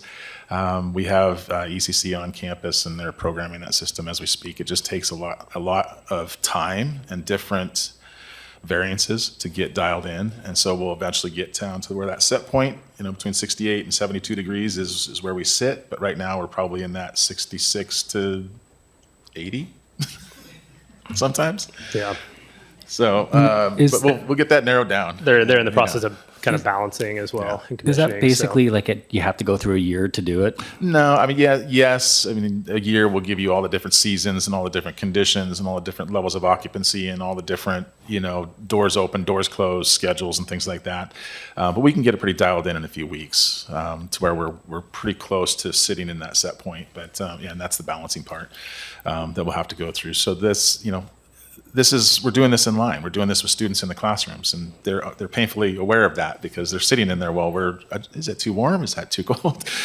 Sometimes it's just heat pumping for hours, and we're trying to get it to dial back. And at other sites, we were able to do a lot of this heavy lifting before we had students in there. We were able to do this part of it with nobody in the classrooms, and then we get them in the classrooms and finish the balancing piece. So Tia probably had a little bit different experience, and James probably had a little bit different experiences. We were a lot further down the road when we brought them back into their spaces. That's one of the trade-offs to doing this in line and not moving the entire school into modulars and getting the work done and then bringing them all back, is that we're doing it right alongside the students, and they're dreadfully patient with us. We appreciate it. So to answer your question too, Dan, it is somewhat of a year-long process because there will be a return with the commissioning agent to do kind of a seasonal check. As we see the seasons change, temperatures change, they'll come back and verify that everything's operating properly. Yeah, particularly the peak of winter and the peak of summer is when we're going to really want to be dialing that in. So this is the interior space that, if you ever been through there before, was just a what I call the mouse maze of it. You turned around 3 times, you didn't know where you were in there, and so it's a much more logical flow through that space. And for a renovation, it looks brand new to me. Feels brand new in a lot of ways. So anyway, on to solar. Go ahead. I'll jump into it. So here to present kind of a 2 schematic kind of looks at potential sites for the second phase of the solar requirements. Just kind of a quick synopsis of how we came. The state requires 1.5% of any major projects over $5 million to be put towards renewable energy. With that, was put towards the ground-mounted array at trails that you guys are familiar with. So with that, we have some remaining budget dollars to allocate towards an additional kind of solar installation, if you will. So after reviewing with electrical engineers, reviewing with the city, we actually did take this to the city for kind of the planning department input from them, as well as Ashland Power to look at kind of what the infrastructure that they have could take and where the closest locations would be. We came up with two potential locations. The first one being the science parking lot at the high school. And then the second one looking at the maintenance yard that's located off of Walker. So this first one we're looking at is the science parking lot. And again, this is conceptual rendering. What's shown here is a static array. Now that doesn't mean that there couldn't be something different. Really, we're just kind of going to have some essentially design requirements or performance requirements that we'd go out to bid with. And from that, we would ask the solar companies or GC solar company teams to come back to us with kind of their proposal for what they could do. Some of the benefits of this, so what's shown here just based on area is a 72 kilowatt array. It would also kind of act dual purpose. It would provide shading for cars. Similar to both sites, a new transformer would be required, but the benefit to this one opposed to the maintenance yard is the existing kind of primary cabinet would be able to be used. And it's located just adjacent to the parking lot, so there's not a lot of long trenching. There's not a lot of infrastructure. There would need to be parking lot lighting kind of redesign. And then kind of the one outlier that we'd have to keep our eyes on would be the historical commission. So it would be require review through them. Yeah, the corner of this building, and I say that because it's literally just the corner, I believe, of that building is in the historic zone. It's not about the building and such. It's literally the zone that it's sitting in. And so the corner triggers that review. And so the Historic Society would have to be. A couple things about this one that I like and I appreciate. Again, it's going to be maximum dollars into the solar array because we're not doing all the trenching and trying to get from here, a quarter mile away to a service somewhere. Nice visibility right there on Siskiyou Boulevard. We'd love to advertise that we're doing some things. We're starting to generate some numbers. Scott shared with me some numbers of the savings that we've seen over the last 2 years now that we've had that solar array up. We have some numbers we can compare, and we'll share those at some point. We want to continue to add to that. The other thing I did was ask for future purposes, future proofing. I have a feeling we're going to this building sometime in the next 20 years. Don't know when that'll be, but I wanted to make sure that this was as modular as possible as well, so that if we were back, with a subsequent bond period somewhere and say, hey, we're going to take that building down and put a new building there, we could take these apart and repurpose them and move them somewhere else. That was one of the questions, one of the risks, I guess, of putting it here is that it may, 8-10 years down the road, we may be looking at, hey, we got to get these solar panels out of the way because we're going to put a building here. So we had that conversation at a high level. And I will caution before we have questions and answers to everybody, we don't want to talk specifics right now, because we want to keep the bid process whole and we want to keep it fair and equitable. So I want to make sure we're not talking about companies, we're not talking about specific solutions. We're talking about location right now. And once we decide on the location, then we'll drill down on specific design requirements. And then that's what those companies will bid against or versus. So I just want to be careful we're not spoiling the process by night. This is really schematic and we're not talking a great deal of depth. But that being said, I'm going to move to the maintenance yard. This one does require quite a bit of trenching. I think we got to get clear out to Walker Avenue, and I think we even have to move a ways down Walker Avenue to get to services. So there would be some dollars that would have to be spent there. It is ultimately approximately 25, 30 kilowatt more generation of power.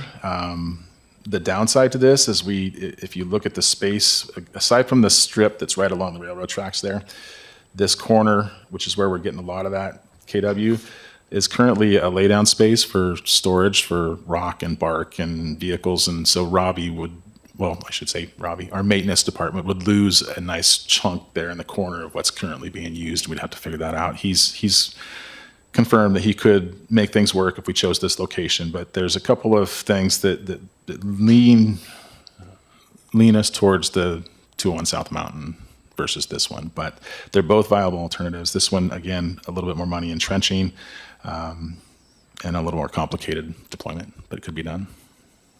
You ready for questions? Yeah? Sure, yep. Okay. Isn't this property in county lines? No, it's not. Transportation. that's what I'm getting Transportation and mixed up Willow Wind are in county, yes. And they would have to be tied directly to the building. They would not be able to, we wouldn't be able to use virtual net metering where we dump the power onto the grid Right. and distribute it. Those would have to be tied directly to the building because we can't cross into the city of Ashland with power generated on those properties. Yeah. And there's no benefit. I'm just trying to like if we were to suddenly get, a fleet of electric buses or something, is there any benefit to having solar arrays like? where We that's- looked at that alternative to put the same covered parking structure out there at transportation, and that is a viable alternative. Unfortunately, we generate more power than we need right now, so we're not reaping the benefit immediately. We ever had a full electric fleet, potentially, yes, we could use that power to power those buses or charge those buses, but right now, it's way more power than that facility needs. And the same with Willow Wind. We would generate way more power than we need, so we'd literally just be dumping excess power because we can't store it right now. Those technologies are coming on board, and the cost is coming down, but right now, we'd just be generating way too much power. So we're trying to optimize the amount of generation of power and the utilization of that power. So we did look at transportation, but again, it's not the best expenditure of our dollars right now, in our opinion. Do you have some concern about theft in the parking lot at the high school? If this was a ground-mounted array like we have over at Trails, I would be more concerned about this, but these are going to be quite a ways up. They're going to be at, covered parking height. 14 foot. 14 minimum. foot. Yeah. Yeah. With a lot of cameras on them Yeah. and lighting and very visible. So that doesn't say something won't happen, but, I think that's a risk wherever we put them. The historical commission, have you had a chance to just get any sort of pulse on how? No, if we decided to use this location, that'd be one of the first entities that we contact just to get on. We know who to call, and we could walk the campus and just say, here's what we're trying to do, and here's what we want to do. What do you think? And that usually gives us a good reading of where we're headed. As far as the total budget for the two, I mean, I know you don't want us to get too deep into the weeds, but I mean, this one, you have less trenching and less overall square footage of your solar arrays. So is that cheaper? Are we still spending the right amount to do this? Theoretically, yes, but I don't know the details. I don't want to speak too much to that yet because like I said, we haven't gone to a level of actually getting estimates on the work. So a lot of this is just schematic at this point. Do you know what our budget is for this? No. It was a certain percent, correct? It had Yeah, to- what's left of our percentage is about. Okay. Yeah, so there are some. Now we could spend more than that if we had it to spend, but we don't want to. So we're trying to stick. We really were looking at that budget when we asked Architect to look at these conceptual renderings and do this consulting. We said, hey, here's our approximate budget. Let's stay in that ballpark, and so that's what we've done. Yeah. Yeah. How much would the approximately 30 kilowatt hours, how much of a difference would that make for the district over time, like in terms of savings on electricity? It'd take years to reap the true benefit. Okay. And I'm talking 15, 20 years to see the real impact of that. Okay. Yeah. I mean, it's all upside. So wherever I can get it, I want to get it. But at the same time, we want to, I want to build something that's going to be there a long time. And I don't necessarily want to risk spending more than I have to. On Yeah, I this was about to particular say, on the project. other hand, you definitely don't want to overspend because it's not going to give us that immediate benefit. Yeah, there's a few guardrails on this one that we're trying to stay within. Can you just you listed the pros and cons of the high school one. Can you, what are the pros and cons of the maintenance? Just One of the first things is, we're very unlikely to do any kind of development on this land anytime for the next 40 or 50 years. I don't see us having to do anything on the maintenance there for what it's worth. This I'm not worried. We'd get 20, 25 years and that building's probably not going to change in that time frame. no The horse. con is we lose a little bit of real estate in terms of just some lay down space. That's where, like I said, that's all our rock and our bark and all of our supplies are dumped out there in that corner and sorted. And so we'd lose a little bit of space, but that's not anything that's going to stop us from doing it. So a little bit, one of the pros, about 30 more kilowatts of generation. So we get a little bit more power over time. At risk is the cost running up. And like I said, I really am not, I lean towards the high school just simply because of the proximity of the services. And I like the visibility of it, but outside of that, I could go with either space. We looked at about 5 or 6 different locations and narrowed it down to these 2. So. And I don't think it needs to be a vote. I just think a discussion and board direction to say, hey, we really think it's this one or that one. You'd see this from the bike path. It's true. And actually, I think if you look at one of these, we have a flyover. A fly through, yeah. Fly through. Oh, I think nice. did you share that with them? Did we share that? I don't think we so, have but a we can fly send it through over. and we Yeah. can see one of our board members' houses quite. It's this nice angle like right about here. So. Could connect a cell phone charger for Becca on her. Yeah, we could do that. We could do that. Great. So anyway, that's it. I mean, I'm not asking for anything tonight. If you guys want to take a little bit of time, or if you have more questions, we can talk about this further. But we wanted to get this before you. I don't have really any timing on this. I can do a project like this pretty much any time. If it's at the high school, we really want to try to capture it this summer, for sure. Can I ask something completely unrelated, but it just sort of popped into my head, talking about the cameras looking at these potentially? And I know when we first started talking about the high school bond project, which was probably before everything paused and restarted, we had a discussion about bike safety and the bikes often getting stolen. Was that ever addressed as far as security for a space for bicycles? Yeah, we had, I'm going to probably butcher the numbers here. We had about 26 cameras on the high school campus prior, and I think we're over 100 now. Not deployed, but we're on our way. We're in the midst of that deployment right now, so we'll have plenty of visibility. And we did bring a lot of those bike storage areas into the heart of the campus. They're off the quad instead of sitting out on the perimeter like they were. So we're doing what we can. I don't know that we're ever going to be able to stop bike theft in Ashland. It just seems to be a thing that's always been here. So what we're going to do is try to give ourselves the best chance to catch it in the process of, or maybe stop it, but we'll see. Well, I haven't, just anecdotally, I haven't heard any stories about bikes getting stolen lately, so my bike hasn't been stolen.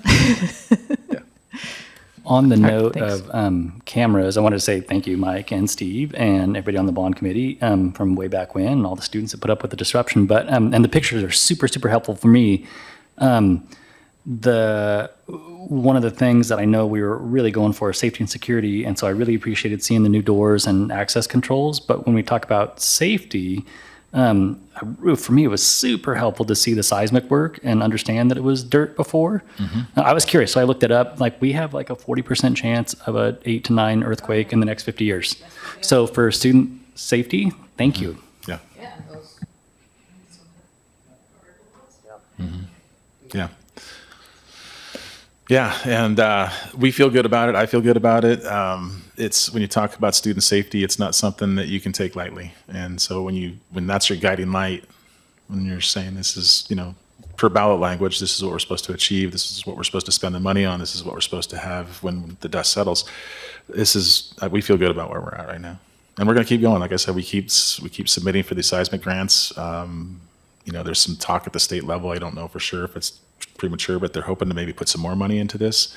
So these $2.5 million grants could end up being more like $4 million grants that allow us to continue to do more in this area. I think they know that there's a lot of buildings that are 50, 60 years old or older in this state, and they want to bring those up to code, up to what we consider a current standard for seismic on every building that we have.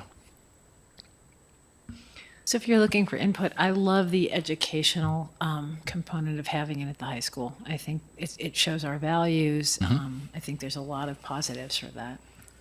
Yep. It also protects cars from bird poop, which is huge. Dan is always Yeah, there thinking is. of the That's an most upside. That is an asphalt parking lot, so it does help keep that asphalt a little bit, the surface temperature a little bit cooler, and keeps the vehicles a little bit cooler. So there's some upside there too. That was one of the things we wanted to do, is to have a dual purpose to this next solar deployment, is that we could have some covered parking somewhere. I just to offer one thought is just depending on, and I'm not going to get into it, don't worry, but just depending on the actual solar capture mechanism. You know, some can capture more than others, and I just wonder, like, it doesn't seem like the high school location would necessarily be as feasible for different choices there, and it's possible that it could be significantly I know more. I know what you're asking. I know what you're presenting, and I think that I've gone down that. Here's what I will tell you. Nope.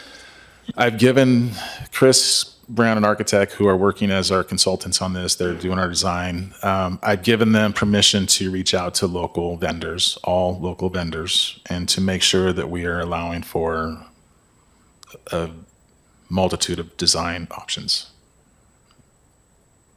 Is that? Like, honestly, I But I think that I trust. I think yeah. I don't think there's any restrictions on either site. I really Yeah, don't. it's more, I was just curious if it seems like that would be, well, I don't know. I think, Jill, we would run up against our budget before we would run out of space with whatever option it is, whether it's a moving light capture or whether it's a static array. Yeah. So in that regard, I think you could really compare kind of apples to apples on the capture rate with either location. Yeah, If because that we're makes not sense. restricted by space right now. We're restricted by a budget.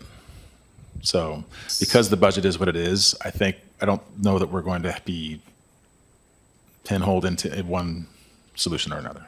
I think we're going to be able to consider all options. Okay, so you don't see either one limiting as far as like the style or design or whatever? Nope. And that both locations They're would both provide viable ample for- opportunity for capture or Yep. whatever? Okay, all right.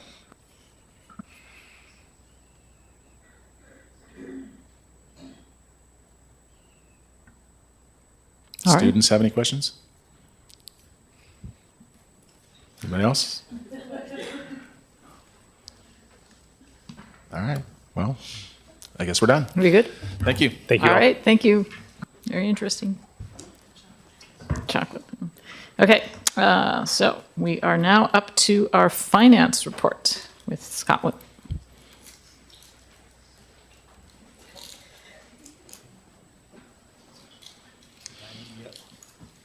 Is this what you want first? Cool, yeah. Microphone's on, it seats warm. Cool. Yeah, you set me up.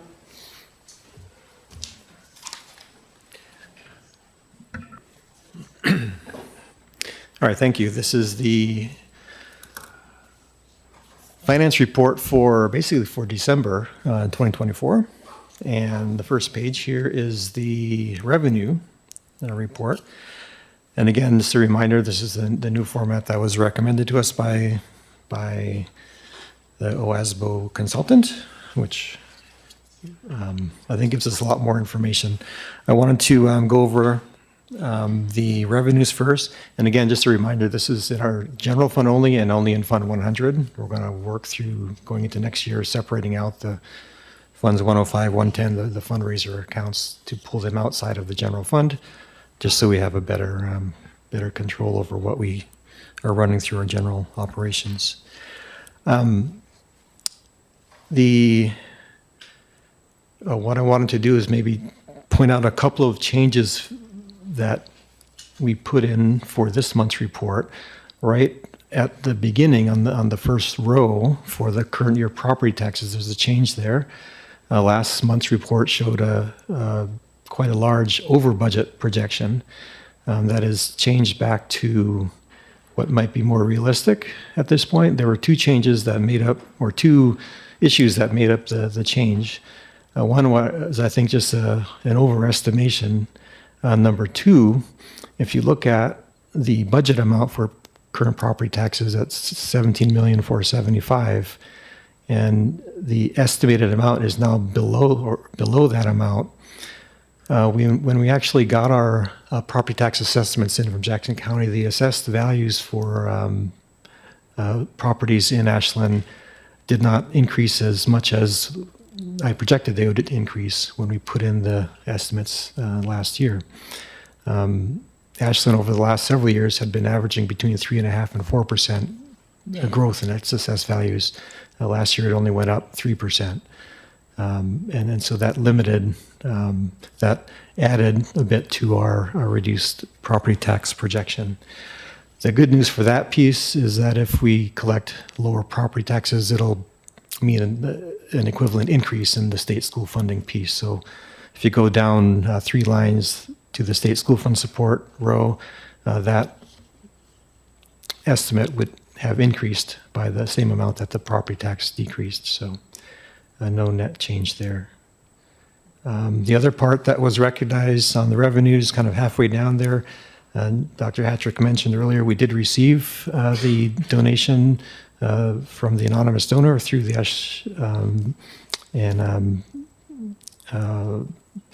carried through the Ashland Schools Foundation, and so that $890,000 or so in the projected column is money that's actually in the bank right now. So when we flow through, those were two of the biggest revenue changes. Excuse me, one more larger piece to mention on the bottom. The beginning fund balance has changed quite a bit from the prior report. We did finish our audit report, our audit work in late December. There were 2 large audit adjustments that were made that brought the beginning fund balance from negative $1.4 million to just over negative $2 million. One of the adjustments was we needed to cover the IDEA, the federal special ed grant. That was overspent by about $263,000. And that was previously reported in one of our negative special revenue funds a couple of months ago. That was needed to be brought whole in the special revenue fund side, but it did mean increasing the deficit in the general fund. It didn't change our cash position overall, but it just changed where that deficit was showing. And it's back to where it should be. Are there any questions on the revenue page? So really the only difference between, so our SSF funding is kind of right on where we thought it would be. The local stuff is a little bit more because of the donation, but it's really just that difference in the beginning of fund balance that. Correct. Yeah. Yeah.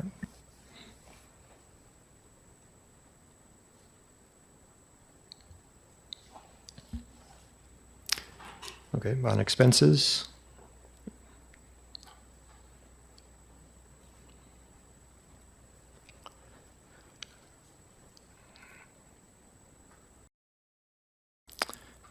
Okay, I did spend a little bit of time, one more gone through, and it was kind of a half month of large activity expenditures,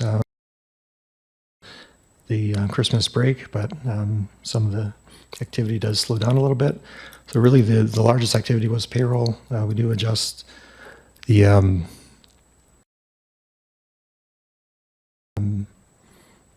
and so the projection column was adjusted for that.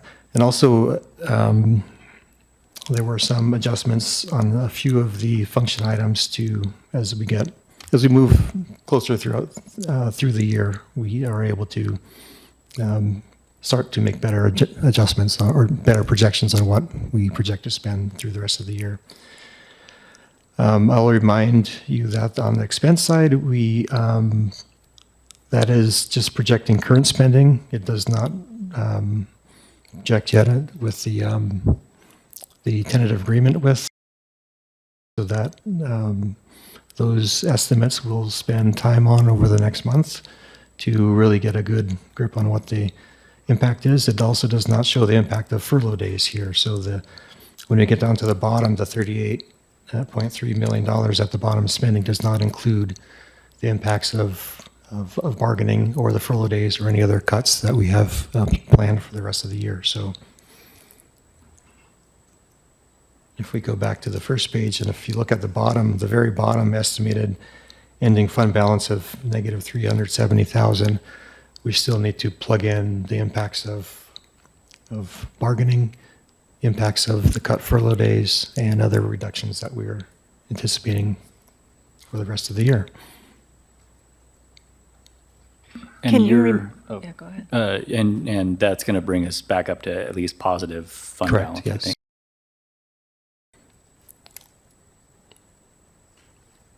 Just roughly what amount? I'm just trying to remember. I feel like this was covered. A very ballpark type of guess would be about 1.2 million. Okay. Yeah. Okay.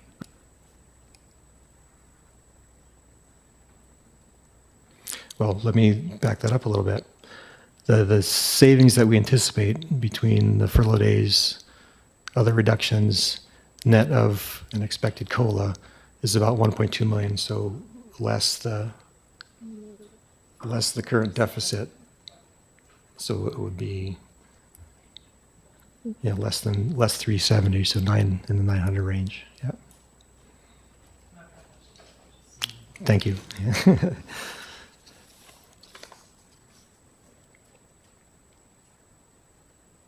Okay, that's the finance report. I've got one more question on the, it looks like basically it's a wash on what we thought for support services. Like there's some that are more and some that are less, and it ends up being, is that normal? Yeah, I think so. I mean, you go back and budgets are really just estimates going forward, and there's always changes. The board appropriates spending at the bottom support service level. So the goal is to make sure that's under budget.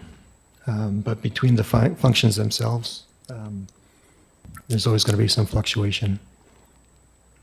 Can I just ask about one in particular? So assessment and testing looks like literally went up by a factor of 10. Yes. What? There's a testing program that was previously paid for in the ESSER grant. And when that subscription was renewed, the ESSER grant, of course, had been spent.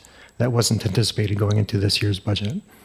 It wasn't projected in the general fund anyway, when that invoice came in. So it's iReady or not iReady or something else? Sorry, Michelle. spend the testing. 80-ish. iReady? Yeah. iReady, yeah.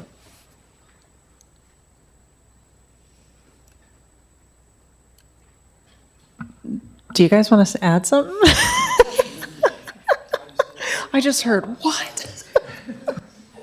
So think about every one of those bubbles that you fill in. It's a serious testing endeavor, yes.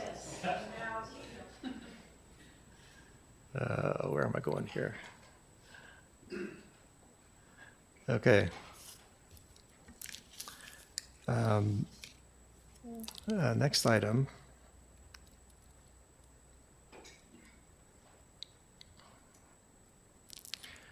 There's actually two pieces. This goes back to the budget appropriation that the school board does in the end of the June meeting last year to appropriate the budget spending for the current year.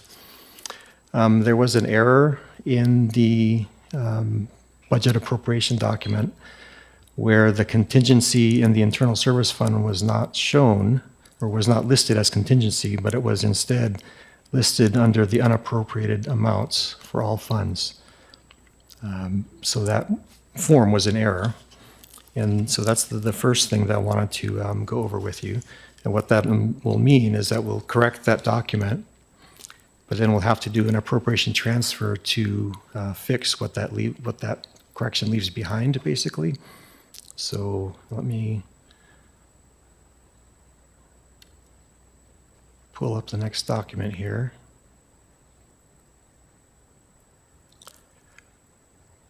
So this document is the budget appropriation document that the board approved back in June. What I've done is highlighted in yellow and have a line through where there was an error or what was the original information. So if we look on the internal service fund, it did not have the contingency row in there. It just had support services, transfers, and then the appropriation amount of $8.685 million, and that was incorrect. The contingency for the internal service fund, and basically that's our health insurance fund, was listed as part of the unappropriated and reserve amounts at the bottom. And so that total listed there originally at $3.397 million, and that was incorrect. And so the correct document should have read, as it shows in yellow here without the line through, with support services, transfers, and contingency, with the updated total, with a correct total. And these were the amounts that were approved by the budget committee, with the total, the corrected appropriation amount, and that left a negative unappropriated amount. But that was the amount that was approved by the budget committee. So part one of my request for the board tonight is to correct this proposed document so that so basically we'll comply with budget law where we don't have a negative unappropriate amount, but also to match what was actually approved by the budget committee.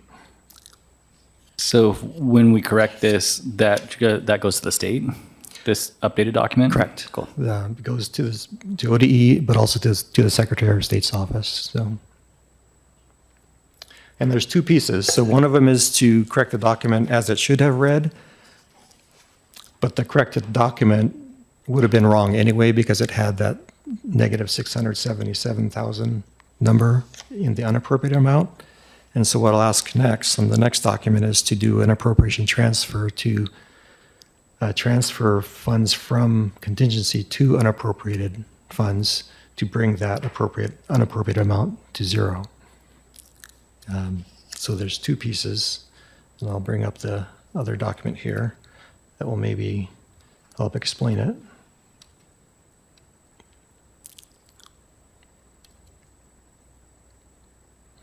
So what we would ask you to do then is to approve an appropriation transfer to move within the internal service fund $677,841 from contingency to unappropriated in that same amount. And that would bring that overall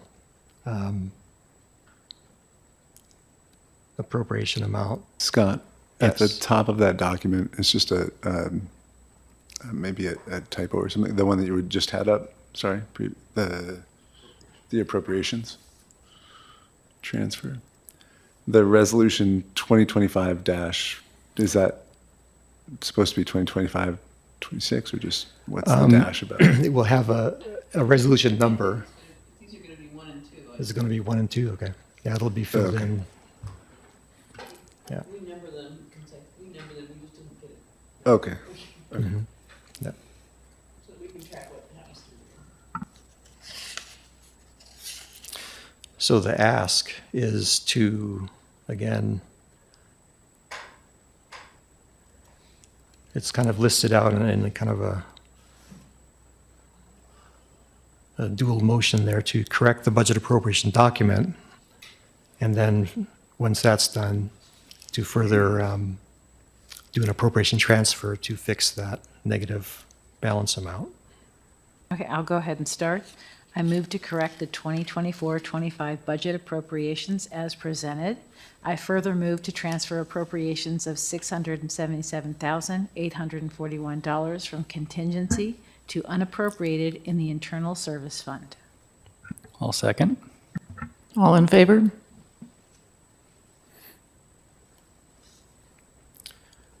Thank you.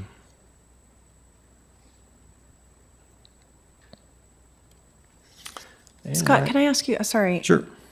So now that we've done that, then it seems like this resolution adopting the kind of corrected budget, I thought we couldn't approve a negative balance, and I understand, but it seems like we're submitting one with a negative balance, even though we made the transfer. Then do you have to do another? I think the idea was to do that, the appropriation change corrects that simultaneously. I mean, So the one you're actually going to submit is not going to show the negative balance? correct, yeah. I mean, in the end, the end amount is what we ended up, just like any appropriation transfer the board might do. We don't do them very often, but it's the final document that the resolution leaves us with is what is reviewed, is what is audited, and it's what is submitted to the Secretary of State's office. But the idea was to basically get us back to what should have been the correct document. Even though it was wrong, we would have had to have come back sooner or later and made that correction anyway. I mean, it's possible that if the contingency was listed in the correct slot in the first place, that negative amount would have been seen then and would have made that adjustment at that time. But that got by me. So.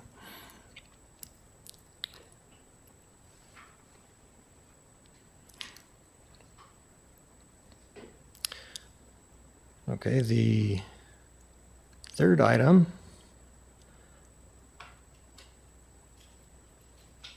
we have our fiscal year 23-24 audit, and I have a physical copy for each of you.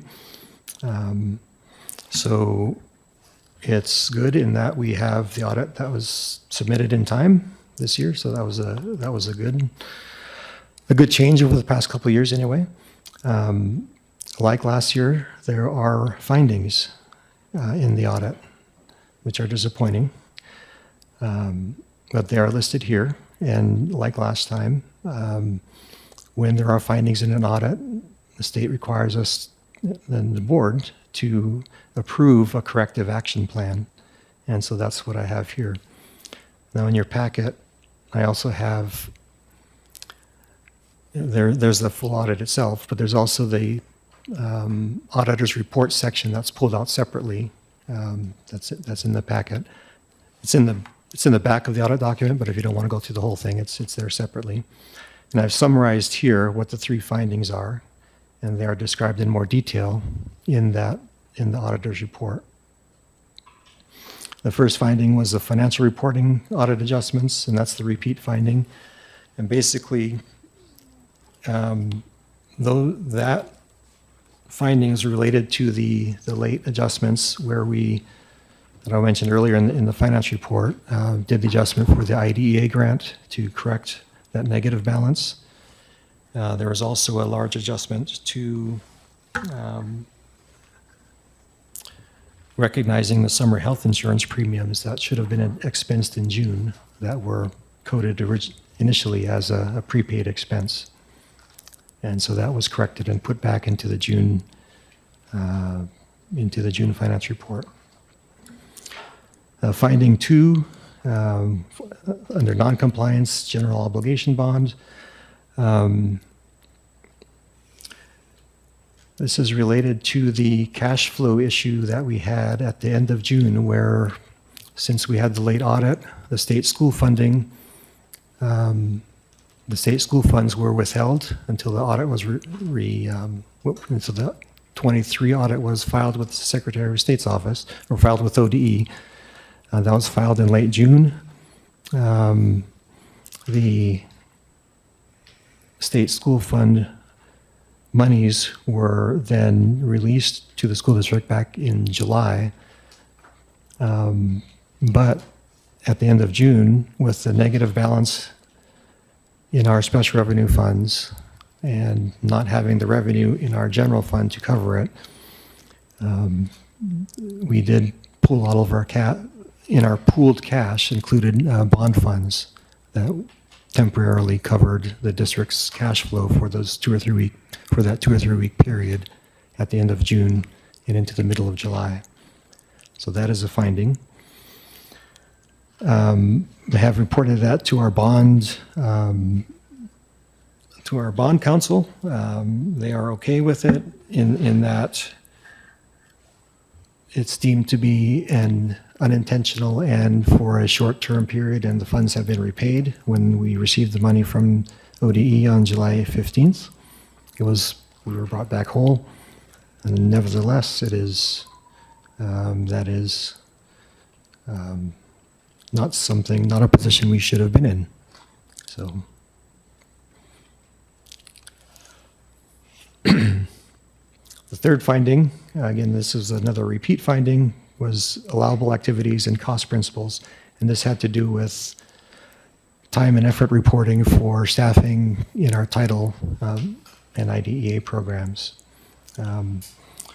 The finding for the 23 school year came right at the end of, basically the end of the school year. The school year was already done. It was a challenge to implement the actions necessary to retroactively make those time and effort reporting complete after the fact, basically. For the current year, we already have time and effort logs in place, and there's a system in place to make sure it doesn't happen again. And that's basically what the corrective action plan goes over. Again, in more detail, what the deficiencies are, what the auditor's recommendations are, and what our plan of action is. So for 1, 2, and 3, they're listed there on the plan that I have before you. And this is, I'll take any questions, but this is what we need to have the board recognize and approve. I'm understanding that we are approving a corrective action that's already being implemented. Correct, yes. Can I ask you about financial highlights, not corrective actions, really quick? Sure. So I'm looking, it says that this fiscal year, our net position decreased by 1.3 million. In the prior year, it decreased by 2.4 million.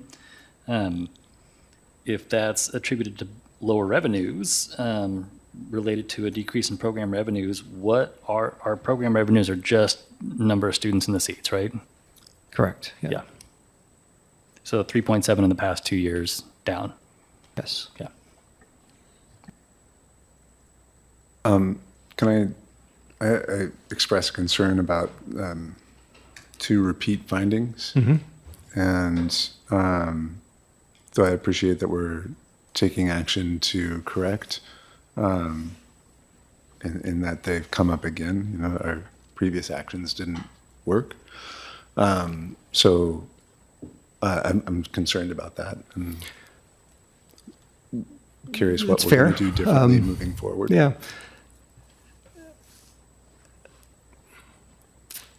You know, I think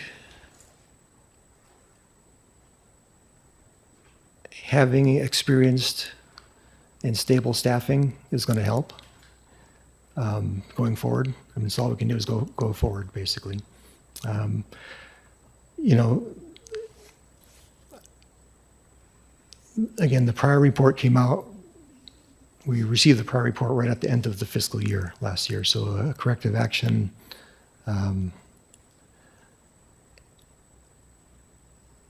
is kind of a retroactive response anyway. We didn't have time to take those actions during the prior fiscal year because it was already finished, basically. And that's kind of where it's at. So. And if I can, excuse me, if I can add to that, both as we're onboarding an interim business manager as well as planning for the future and a permanent business manager, we're looking at the entire system. So our entire financial department, we need to make sure, I'm not going to go back multiple years, but our current system by design eliminated some checks and balances that you'll see repeated in some of the findings. And so we need to address that as part of our corrective action plan. And so that's going to be part of the plan going forward, is to ensure that there are built-in checks and balances going forward that will address quite a few of the deficiencies that were identified. As Scott mentioned, specific to the time and effort logs, I remember because that corrective action was in July. It was my first board meeting. And so at that point, we initiated the time and effort log. So we actually already have semester one's time and effort logs completed for this year. Obviously, we couldn't do them for the audit we're looking at now because those were already done. And so a lot of the systems are in place for next year because we now have agency over those. And I'm trying to think of, there was one other thing I was going to mention really quick. Stand by. So Thinking- go ahead. also, I mean, I think echoing Russell, is this a question that's more appropriate for Sherry or for you? Like what assurances do we have that we're not going to get a repeat finding?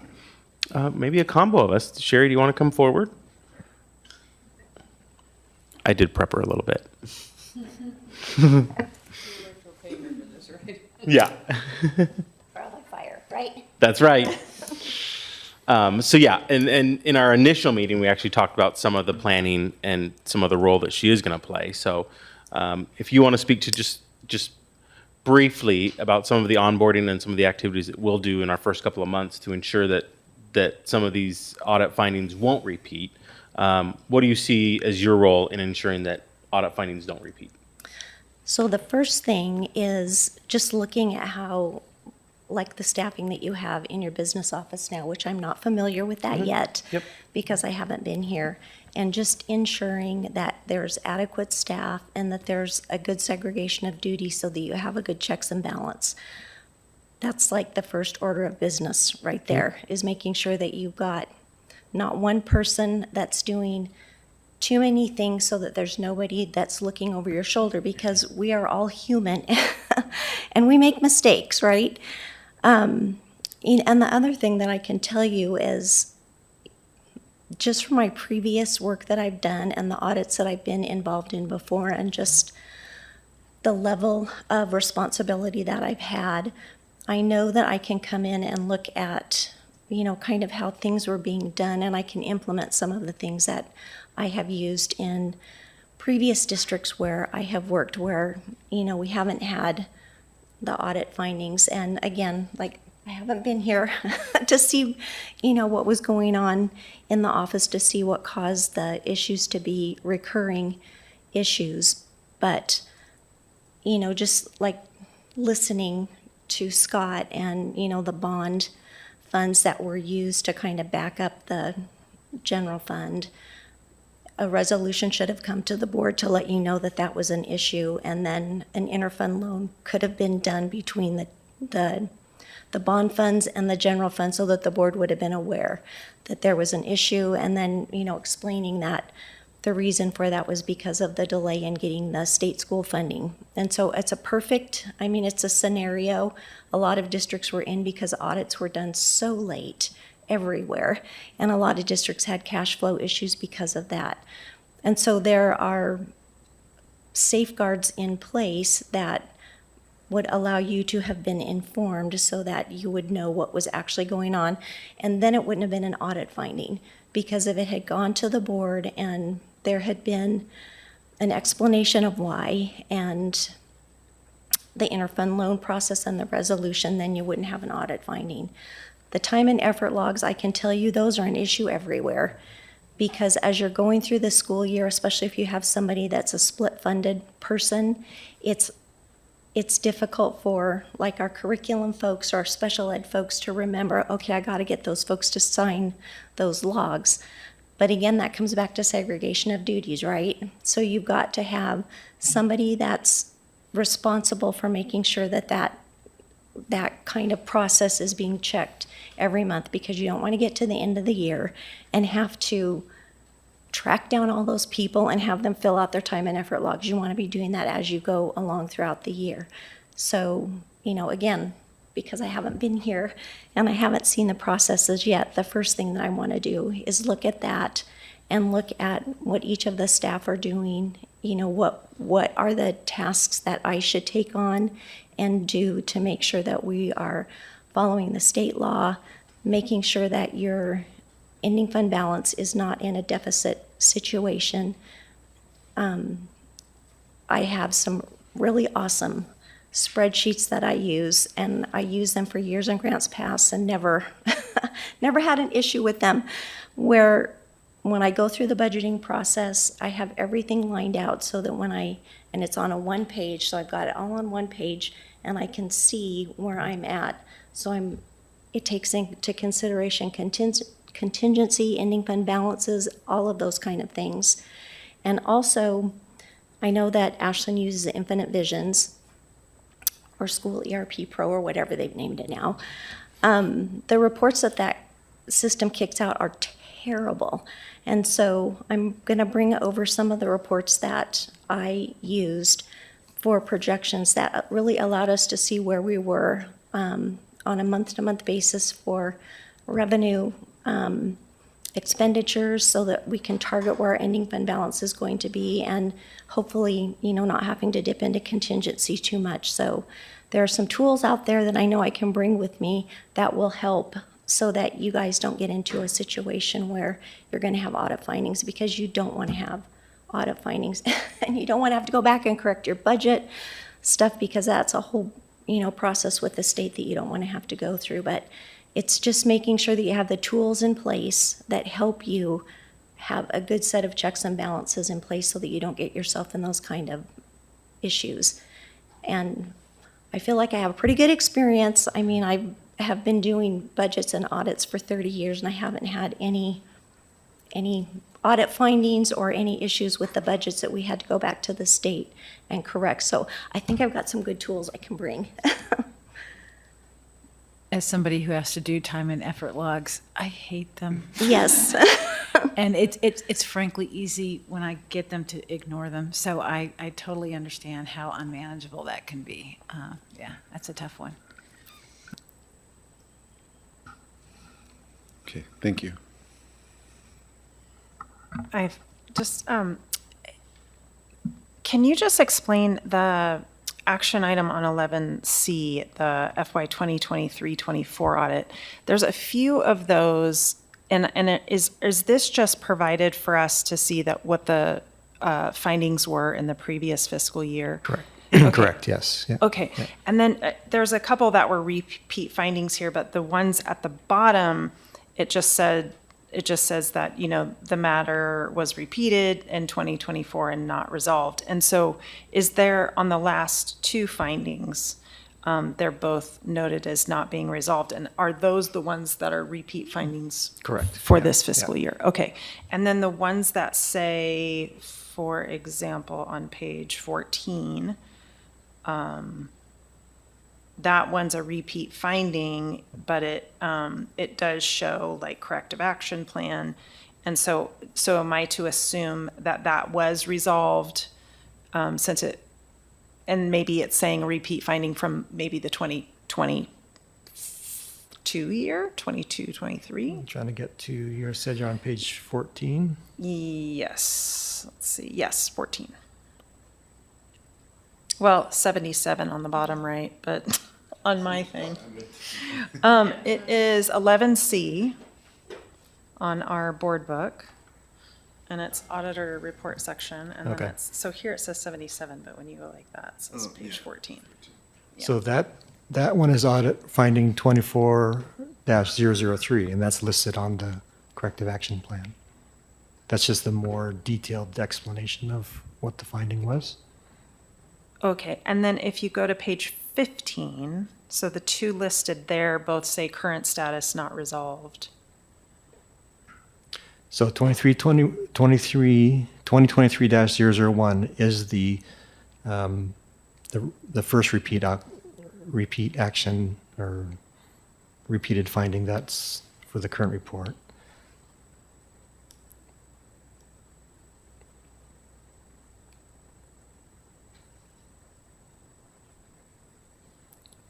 Yeah, those two are the repeat findings, yes, from fiscal Okay. 23. So were there two repeat findings or three? Yes. Yeah. There were two. And so then what is the one on page 14? The top there. See how it says repeat finding? To the right there, 2024-003. Okay, so 24-001, if you go back to page 13, that's the first finding. It's a repeat finding, the financial reporting audit adjustments, and that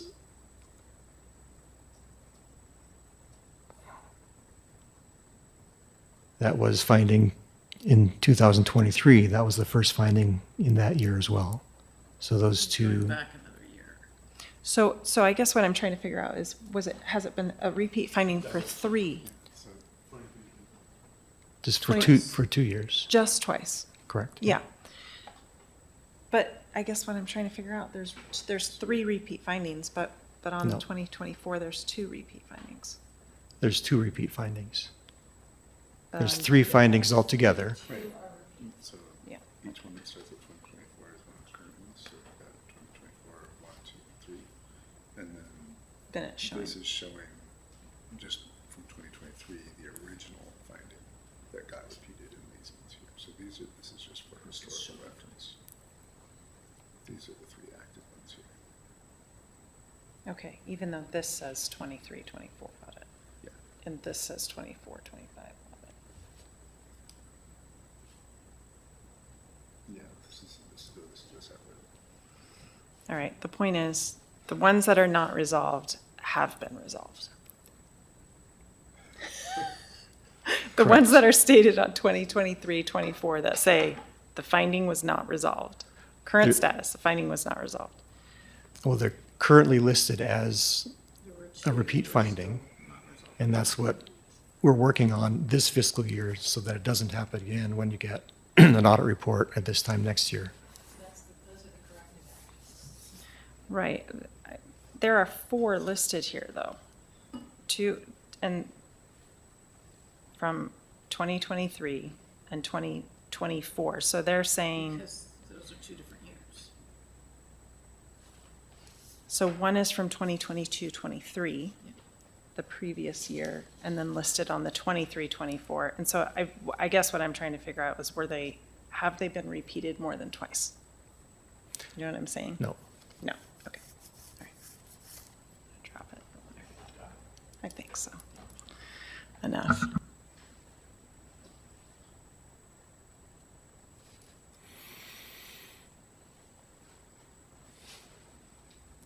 So if there are no All right, further. so are we ready to take a motion? Yeah, if there are no further questions, we could.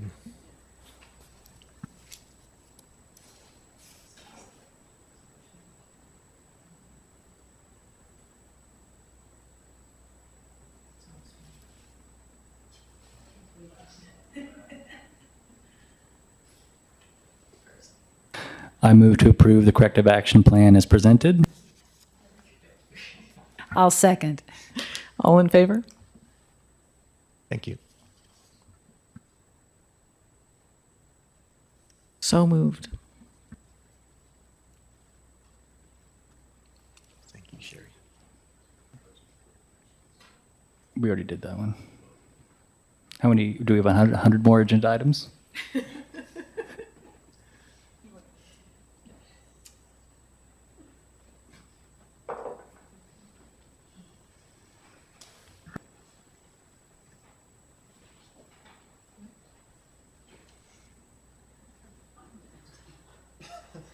Okay, so are we good?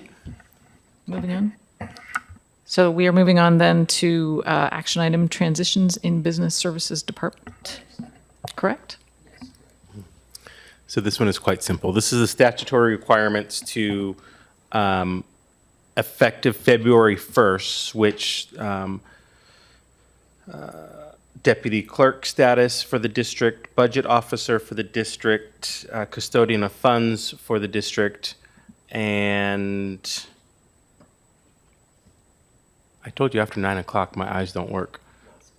Thank Loss, you. yeah. Loss coverage, and this will also allow us to switch signers on our bank accounts. So it'll transition from Scott to Sherry. So these, I believe, can all be handled in one motion. These also to remember, this is typically handled in our July meeting to establish all of the officers. So this will just edit that, update it. I'm going to go ahead and make the motion, but I'm going to amend it because it's got the incorrect numbers. Thank you. So I move to approve the package of authorities as proposed by yeah, now I can't talk. Superintendent Hattrick in items 12A through 12D. I second. Okay, I'm sorry. Which numbers are we correcting? So it says 11A through 11D. It's actually on our agenda, it's 12A okay. through 12D. All right, I thought you were talking about some of the interim numbers. Okay, thank you. Okay, so, sorry. All in favor? So moved. Thank you. All right. Is that it? All right, well, I want to say thank you to everybody who is here, and especially to Scott and Sherry for helping us wrap our heads around everything. And we really appreciate all that you do. So thank you. And that concludes our action items, right? So now I have announcements. The board will convene a work session on Thursday, January 23rd, 2025 at 7 p.m. in the district office conference room. The board will hold its next regular session Thursday, February 13th, 2025, 7 p.m. here in City Council chambers. Right. Okay. Yes, and we are adding a special meeting. I don't have this on my paperwork. Next Thursday at 6 p.m. to via Zoom, to vote on contract. Right? Which is good. Okay, this meeting is adjourned. Woo! 9:30.